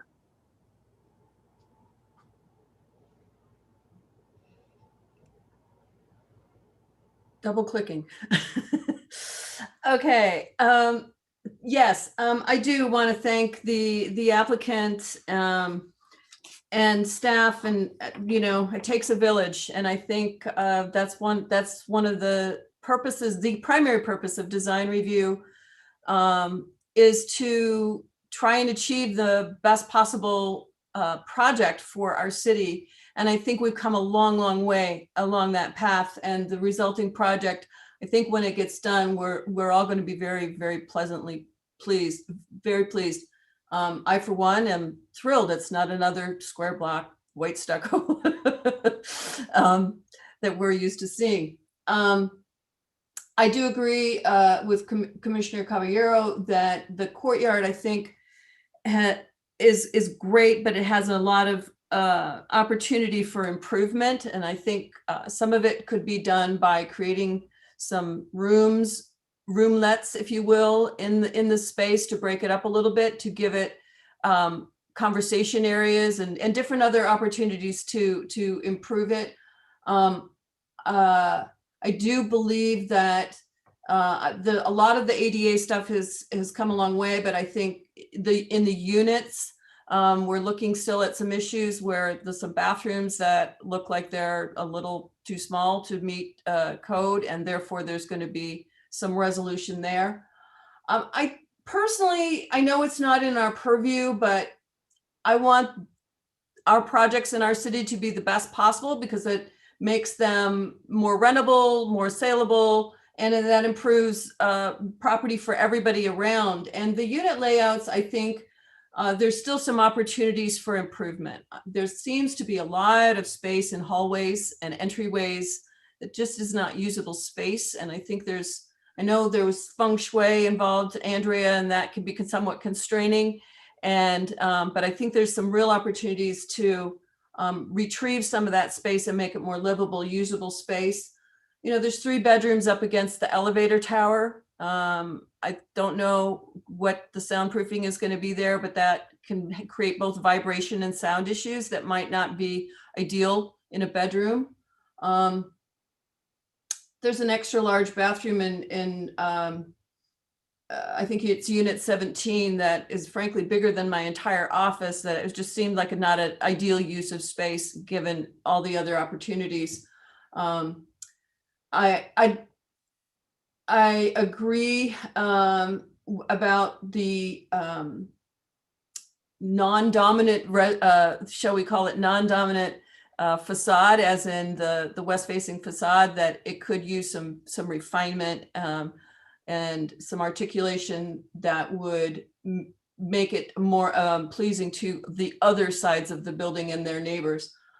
And last but not least, I thank you, Andrea, for being willing to consider the suggestion of freeing up that native soil in the front and moving around some of the requirements. I think that that can go a long way to really improving the project. Staff, I don't know if there's a condition or something that we want to put in or to make sure that that's addressed. But with that, I will leave it to our chair to make his fine comments. When you're the chair, everything's already been said. So I will just like hit the top points here and thank you all for articulating things better than I could most of the time. I'm concerned about the articulation on the sides and the back of the building. That was something that stood out to me. But I do appreciate the conversation that Commissioner Caballero and Andrea had earlier. That made me feel more comfortable about that. I appreciate the responsiveness of this applicant, not just what design review has talked about and staff has talked about, but even, you know, I disclosed that I have a relationship with the people who live immediately north of this property, and they wrote the letter about the hedges, and that resulted in a conversation with Mr. Nazarian, where I heard that it was already, you know, after the letter was sent, that it was on the other property and that they were paying attention to that, and so I just appreciate that they've been responsive when they've received feedback, and that's important. And I think that our community appreciates that from any developer when they feel heard.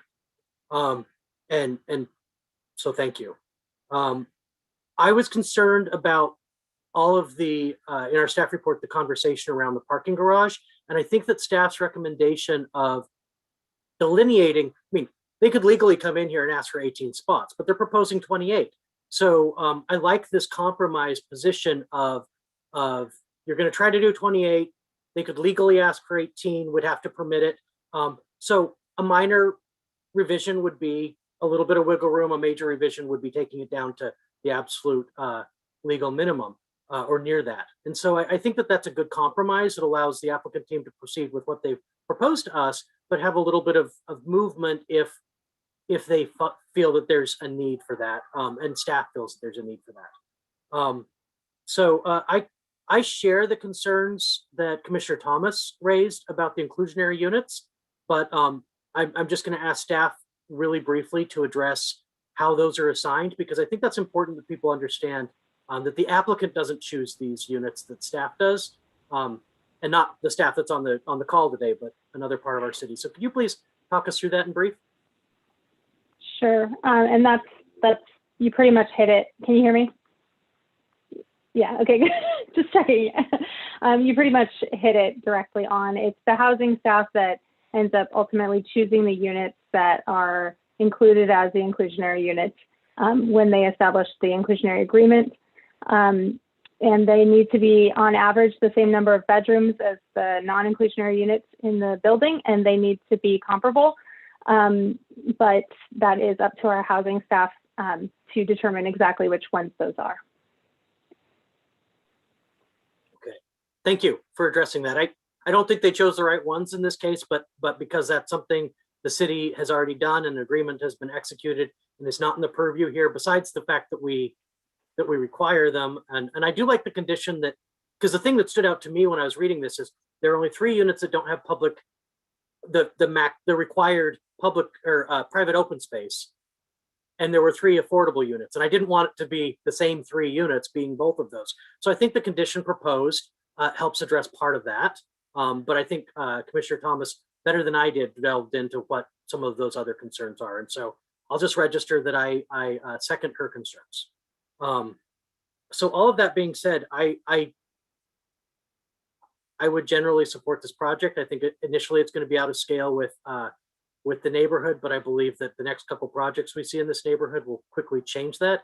I think no one's really mentioned the modification. I believe the findings are very clear if you walk that street that that the setback on this project, even because it's going to be part of it, will be very much in alignment with the rest of the buildings on the street. So and will cause no sort of safety concerns or anything like that. So I believe we've met the findings for the modification, and the rest of the stuff falls within state law.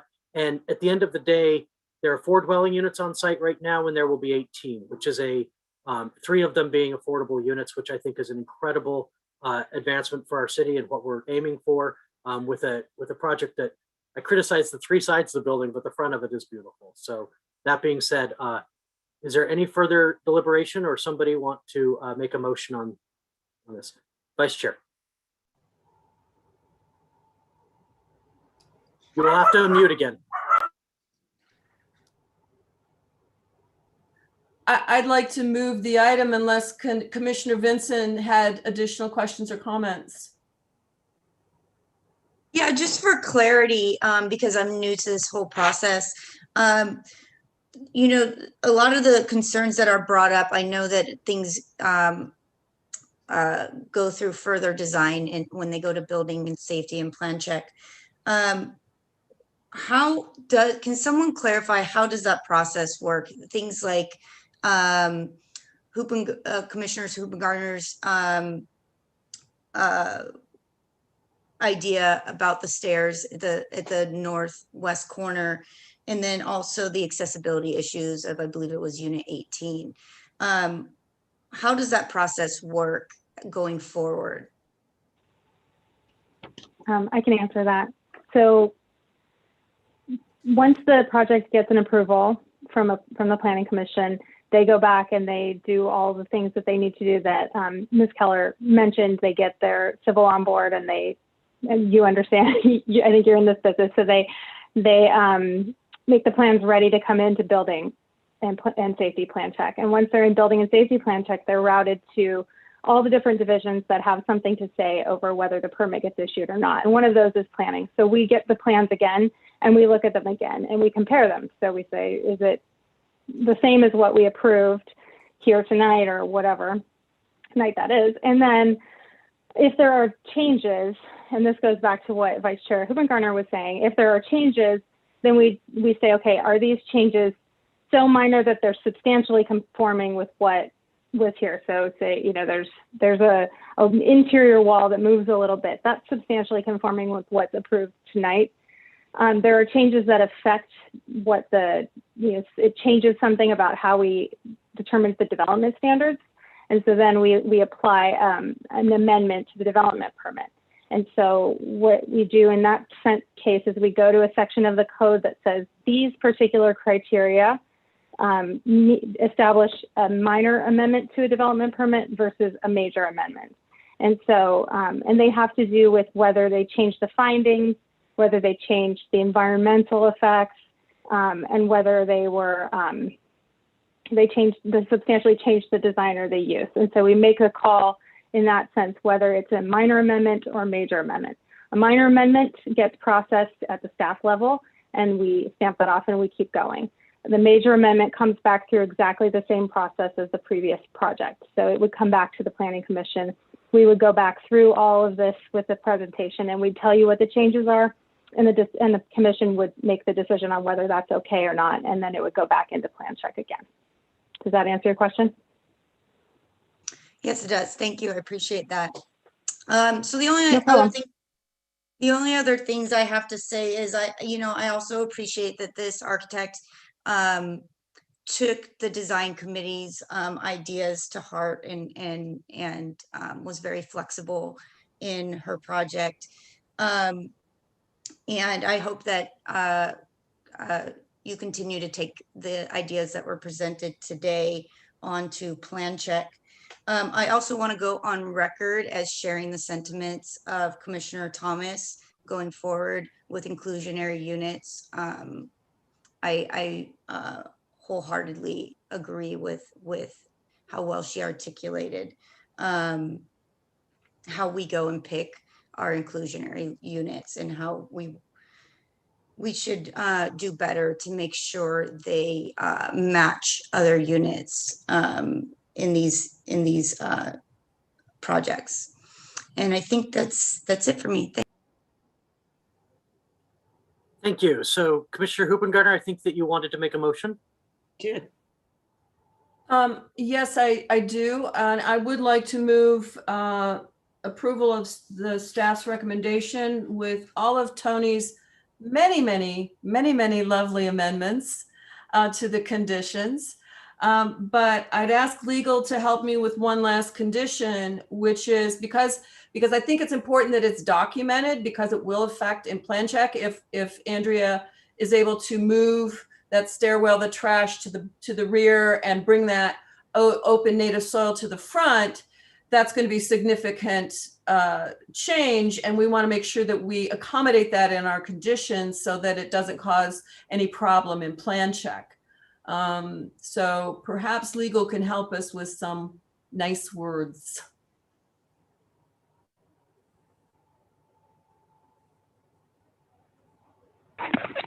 Yeah, let me look through the conditions, and if Tony or Jennifer have any suggestions for where that might go. Can I make a suggestion, Lauren? This may not fly, but can it be part of the action instead of a condition? So what's the end goal of the condition? That it come back if that degree of changes are made, or that you want those changes made? I mean, not come back, that in fact that's part of my motion, that change would be part of the final development, and therefore there is no need to come back, because otherwise it would be a somewhat significant change and probably have to come back. So the goal is to Is your intent to require that they make that change? Yeah. Okay. Okay. I was thinking, okay. I was misunderstanding. So I think in the project description. That's what I was thinking too. So we could either go in 2.1 or 2.4. I actually think 2.4, because condition 2.4 says this approval is for the plans date stamped February 16th, 2021. And I might add a sentence at the end. The plans shall be revised to include, and I'm going to need Jennifer or Tony to explain the technical piece of it for the language, or maybe Rick. And there's actually a typo there, because these plans are dated 2/17. Okay. So I would say in 2.4, this approval is for those plans date stamped February 17th, 2021. I would add a parenthetical, except as otherwise amended under this approval. And then at the end of the condition, we can add language that says the plans shall be revised to reflect. Tony or Rick, I need you to jump in here. How about to adjust the northwest corner to integrate the native soil or permeable space in the corner? Adjust the northwest corner of the project parcel to integrate. To integrate the. Can you say it one more time? Switch the two corners.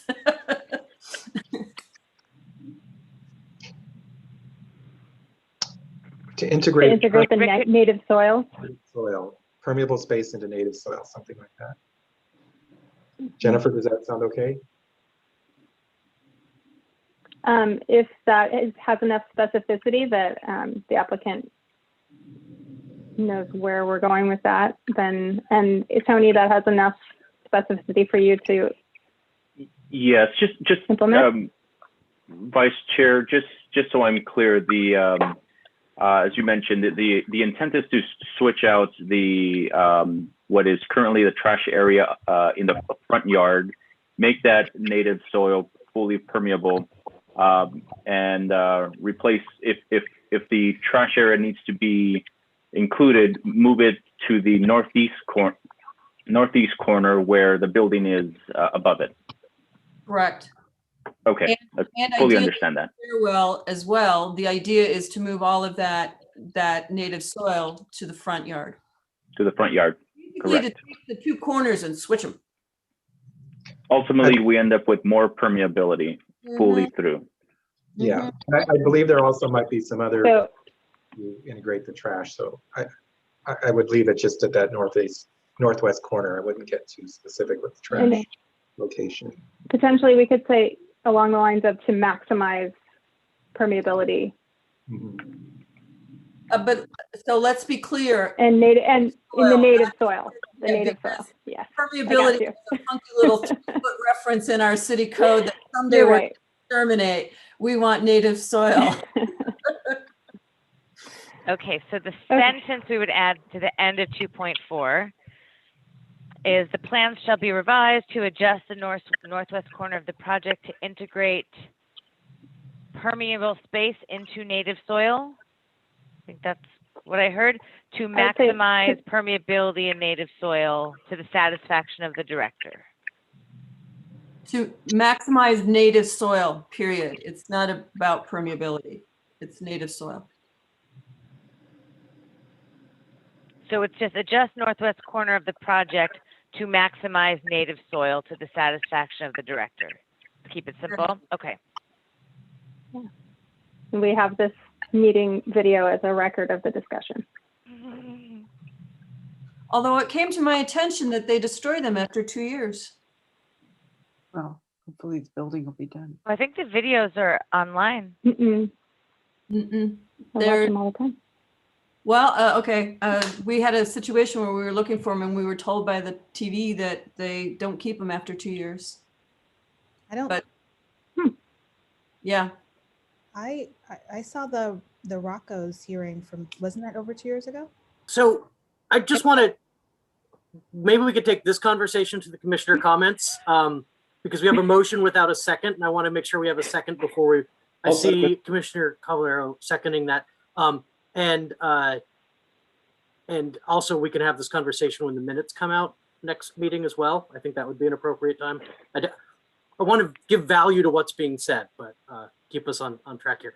Because I have one other question before we move on to a vote of this. And we had a conversation around street trees, and I didn't hear kind of a resolution on the street tree issue. Did I miss that, or? no, thank you. And I did make a note that that needs to be corrected in item, whatever the heck it was, 9.10, because I think our landscape architect will agree with me. Those are in fact jacarandas. They're not tepu trees. And we said, well, if we're going to take out 4 trees, we need to say we're taking out 4 trees, because this language says 3 trees as modified, and it does not address that palm. I don't love cutting down any kind of tree, but if we're going to authorize it, then let's be explicit about it. And are we taking out 4 and replacing with 3? That would be a concern. Well, that for me. would be the other problem. And the problem is in the current landscape plan, they're still showing the driveway in place. They're not showing the new trees. And according to the applicant, they didn't even know about that until they saw these conditions. So staff? So I would like to ask staff if they can help us with a condition that addresses this issue and suggest to Vice Chair Hoopengarner that we amend your motion to include such a thing. I think that we should definitely correctly identify the trees that exist if the species is incorrect or if there's one missing. But I don't believe that we can change the number and extent of the street trees being requested by our facilities department. That's sort of out of our hands. So I think that they ask for as much as they can get. I don't think that they ever skimp on trying to get street trees. So you know, if they're saying that there's room for 3 magnolias to be adequately planted in that space, we should go ahead and go with what they're recommending. No, did they make that recommendation with 2 curb cuts or with 1? With 2 curb cuts. But I did want to point out also, we have a condition 9.14, and I'll read it. It says, through the development process, should space become available for the planting of new street trees, the applicant shall be asked to do so according to city standard parkway improvement guidelines, planting size and species of the trees. It shall also be determined by the city. The plan shall shall show the number, species, and sizes of trees proposed to be planted in the parkway and or tree wells along. All proposed plantings shall be to the satisfaction of the City Facilities and Field Services Division. Placement of trees will be determined by the division manager and will be designated on the street and parkway improvement plan. So to Jennifer's point, the entire parkway improvement plan is reviewed by both the city engineer and the facilities department, who determines which trees and how many trees as they review the parkway improvement plan that is required for this project. So Tony, when it says shall be asked, and maybe Lauren Langer can weigh in on this, well, legally shall be asked, can they say no? I don't get that that's what this applicant team would do, but is asked being like, they can say whatever, they can answer however they want. As opposed to being told. It's certainly not our standard way that we would draft a condition. Let me read that a little. May I suggest that perhaps 3 trees was suggested by our facilities team? I don't know. I could be completely wrong, but based on 2 curb cuts as opposed to 1, which is there now. And so instead of should space become available, instead of saying shall be asked, that they're, if they based it off of 2 curb cuts, then now it's a different calculation. They'll have to do 4. So take out the ask language. Instead of shall be asked. Shall be required. And there are, to be clear, and that's one of my problem with the existing thing, is that there are actually 4 trees there. Now, mind you, one of them is a palm tree and its canopy is somewhat smaller than a magnolia. And so fitting 4 into that space, you know, I'll leave that up to facilities. But I would say this. The 48-inch box size is important. That whatever gets planted be a 48-inch box size. That establishes how big a tree is being planted. We're taking out 3 fully grown jacarandas. We want to replace them with something that's got to jump on their growth. And 48-inch box size will get you closer to that than a 5-gallon pot. And prior to serving here, I served 4 years on the Public Facilities Commission. I have nothing but the utmost respect for our facilities team. They rival our planning team for being fantastic. So I have complete trust that they're going to get this right. If there are 4 trees there now, I'd love there to be 4 trees there. I trust their judgment, but I have a sneaking suspicion that they would say 4 if there were 4 there. I just want to give them the liberty to come back to the applicant later and say it's 3 or 4 based on their professional opinion. And frankly, I don't necessarily want to specify the magnolias.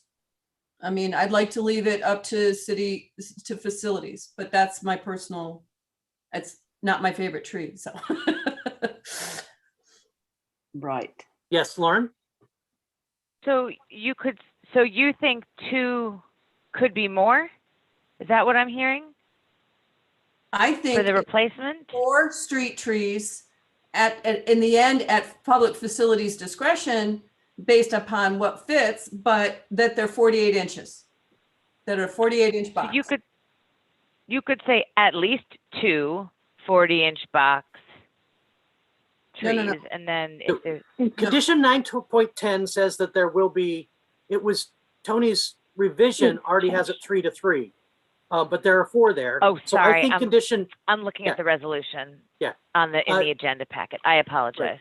Condition 9.14, I think, can resolve this because it just puts it back in facilities corner. And instead of saying the applicant shall be asked, instead maybe we could say the applicant shall, according to be the city required. standards. They'll be required. Yeah. Yeah. Mm-hmm. The real question is here, they just have to go back to facilities and decide if it's 3 or 4. Yeah. But so 9.10. Make it 4. Well, we're removing 4 trees. I think for clarity, let's just be clear. We're removing 4 trees. It's not a teapoo tree. It's 3 jacarandas and a palm. I don't know that we need to specify it. We're removing 4 trees. We're with 4 trees, and they should be a minimum of 48-inch boxes. And I think that makes it easier language. It cleans it up, tightens it up. The only thing is that if facilities determines that they cannot fit 4 trees in there, I don't want this to But then become 14 a rules- hang up. So And then 14 that? rules, doesn't it? Although that's saying new trees. that's saying more, yeah. So I would want to go back to it and say at least 3, like Lauren was suggesting. Subject to paragraph 9.14. Yeah, and like I said, they're always working to get as many trees as they can. So I think that the intent of this will be carried out for sure. I believe I heard the applicant mention that they were under the impression that the 4 trees that are currently there would be remaining and they wouldn't need to remove them. If we check their renderings, the 4 trees that are currently there are also in their rendering. Do they need to be removed if the applicant originally thought they wouldn't be removing them? If I can add, Chair, the facilities department is requesting to have these trees removed. It is their opinion that these trees are infested. There's some I can't even begin to describe what type of infestation, but the facilities is requesting that these be removed. They're not healthy trees and would want to replace them with magnolia trees that are equally spaced. So I think 910 that you read at the beginning of the meeting, that the motion includes that new language. It's 3 for 3. I think 914, as long as it's not will ask, but rather will require a 4th one if facilities decides, solves this problem. It lets facilities make that call in conjunction with the applicant team. They'll have those conversations about where the plantings would go. But that would just guarantee that if facilities thinks 3 is right, that's what'll be there. If they think 4 is right, that's what will be there. Right, and just so I clarify, the Parkway Improvement Plan that's submitted is reviewed by facilities and the engineering department.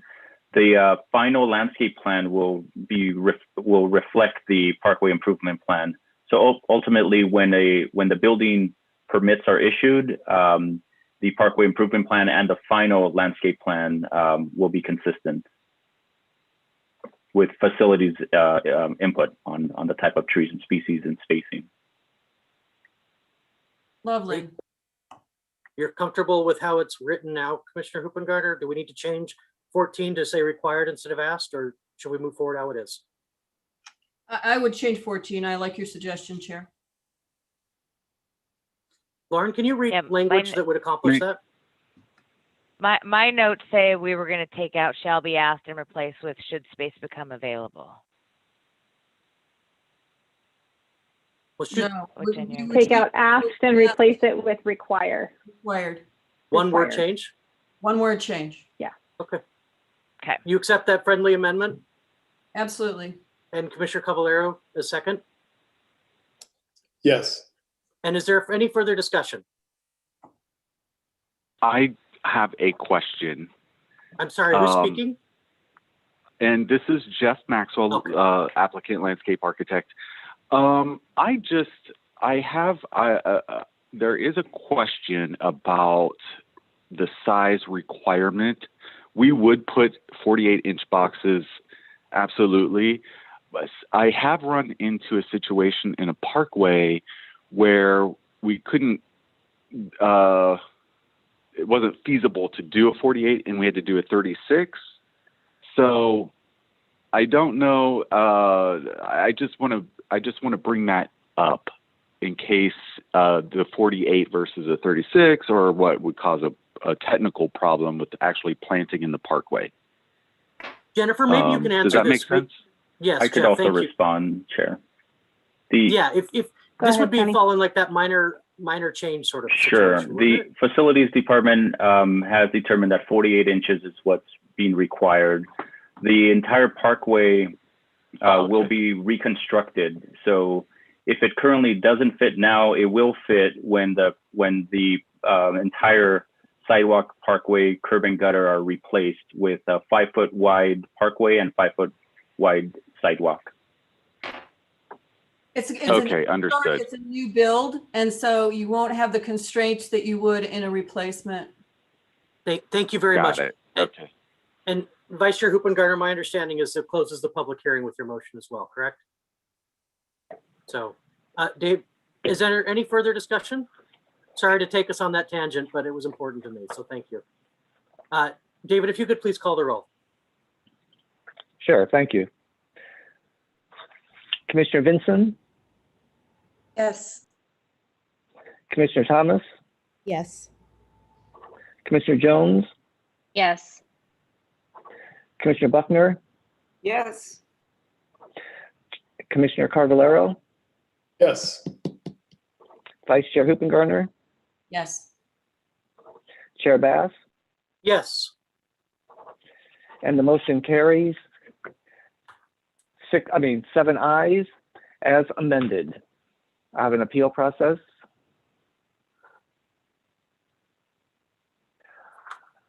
The resolution the Planning Commission just approved memorializes the Commission's final action on this matter. This action is subject to appeal to the City Council. Appeals must be submitted within 10 calendar days from this date to the City Clerk's office. Appeals must be in writing and accompanied by the required fees. The City Clerk's office can provide appeal forms and information about the waiver of fees. Thank you very much. So we'll move on to the next item on our agenda, and I am flipping through my papers and having a hard time finding it. So there we go. Next item is new business. There's none. We have no unfinished business, no excluded consent calendar. So we will move on to item number 14, items from staff. Thank you, Chair. We can go through the upcoming agendas. It looks like on March 18th, we have only one item. It will be a change of use for 8383 Santa Monica Boulevard to relocate Barry's Boot Camp to the old Aaron's Brothers site. It's a conditional use permit. And then April 1st, we've got a billboard and a zone text amendment regarding driveway width standards. As far as subcommittees, I'll go ahead and let you know what's coming up now. So for design review subcommittee, we actually don't have anything on the horizon. And for the Sunset Arts and Advertising subcommittee, next week on March 11th, we have 3 billboards to review. One at 8730 Sunset, one at 8901 Sunset, and one at 9157 Sunset.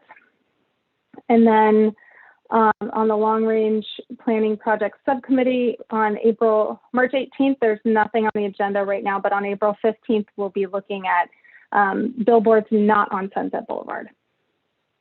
And then I just wanted to say that I hear the comments that came from Commissioners Thomas and Vinson tonight about the housing and the selection of our inclusionary units. And I will get some more information on that from our housing department and either bring you guys an update or more information on how that selection process happens, or I can ask if it's appropriate, I'll see if one of the housing folks can come and talk us through that process, and so we can have some transparency and understand how those selections are made, and if any updates need to be made to that. So thank you very much, and that's all I have tonight, unless you have questions for me. Any questions for the planning manager? Great. Item number 15 is public comment. David, is there anyone wishing to speak at this time? Chair, I don't show anybody in the queue. The only one I have is Lynn Russell. Lynn, if you'd like to speak on anything for 3 minutes, you can unmute, and you have 3 minutes if you'd like. Oh, thank you very much, but no thank you. This has been a very interesting meeting and I think very productive. So I hope a lot of people had a chance to watch it. Have a good evening. Okay, thank you, Lynn. That's all we have, Chair. Thank you very much.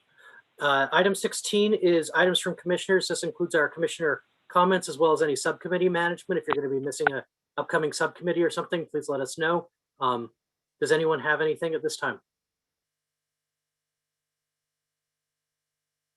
Seeing no hands, I have 2 things. One is I will miss our next meeting. I won't be here, so wish you all good luck. I will be with you on April 1st again, and you don't need luck. Just enjoy a meeting without me talking. The second one is, it came up in our item tonight that the item that was presented at design review had 17 units, but then when it got to us, it had 18 units. This same architect did something on my block, about a block from me, last year. It's been during quarantine because I met with staff by phone, but that was presented at the neighborhood meeting with a certain number of units, but then what actually went to staff for approval was a lower number of units. And I think it was only by 1 or 2. It wasn't a big thing. So in this case, the public had an opportunity to weigh in on the change of a number of units by speaking to our planning commission tonight. But I think that it's important, and I just want to put it out there as my time on this commission is short, that that I think it's important that if between the neighborhood meeting and the approval process, if the number of units change, that there should be a public process to have at least one more neighborhood meeting or a conversation around that. So the city can do what they decide to do with that. You all and the city council can decide if that's important, but I think it's important that what the public weighs in on is the actual number of units that will get approved. So just want to put it out there. Chair, actually, I'm sorry. Your comment triggered my comment that I forgot. And that's back to the public process. And under the joys of COVID, our public process has changed. But it has become a process where a video is put online and people watch it and they get to write in comments. And that, to my mind, is not really a public process. It's not a conversation. It's not a dialogue to sort of take a first step at refinement and to hear what the neighborhood wants. And as I think we can all appreciate, this type of conversation that we have as a group causes us to think of things and refine our thoughts. And that is what the neighborhood meetings are meant to do. But we're no longer having neighborhood meetings. We're having here's a go to YouTube, watch a video, and then write us a letter. And first of all, that's more time consuming and harder work for a lot of people than just having a conversation. And I would like to ask staff to, not at this time, but to come back to us and say why the process is that way and why there couldn't be a Zoom meeting for neighborhood meetings to continue the public process. That's my only comment. Jennifer? I can address it now if you want it. Basically, as you know, I think we have to remember where we were a year ago, or almost a year ago, changing everything on a dime, and so quickly we had to figure out all the things. And so we did the best we could with what we had. We did not have Zoom at the moment. We did not have, the type of infrastructure that we all are so used to right now. And we didn't know if people would have the access to it and things like that. So we came up with a process, and, we've been having conversations about how we transform that process and how we start to make it integrated into whatever comes next. So I appreciate your comments, and I don't disagree with you. So thank you. And I think, frankly, going forward, the Zoom tool, while not ideal, it allows participation in a way that we've never had. And it brings accessibility to people that don't have the ability to get to meetings. And for those of us, like I remarked, and I'm digressing here, but I remarked about, I can now go to historical preservation meetings and watch and get some work done at the same time. But I could never do that and dedicate 2 or 3 hours and drive to Plummer Park and not find parking and all of that. And so I think this is one of the good things maybe of the COVID. Let's figure out a way to make it even better. Thank you. Seeing no other hands, I will adjourn this meeting of the Planning Commission to our next regularly scheduled meeting on March 18th at 6:30 p.m. and wish you all a good night. Thank you very much. Thank you. Thank you. Night. Night. Night.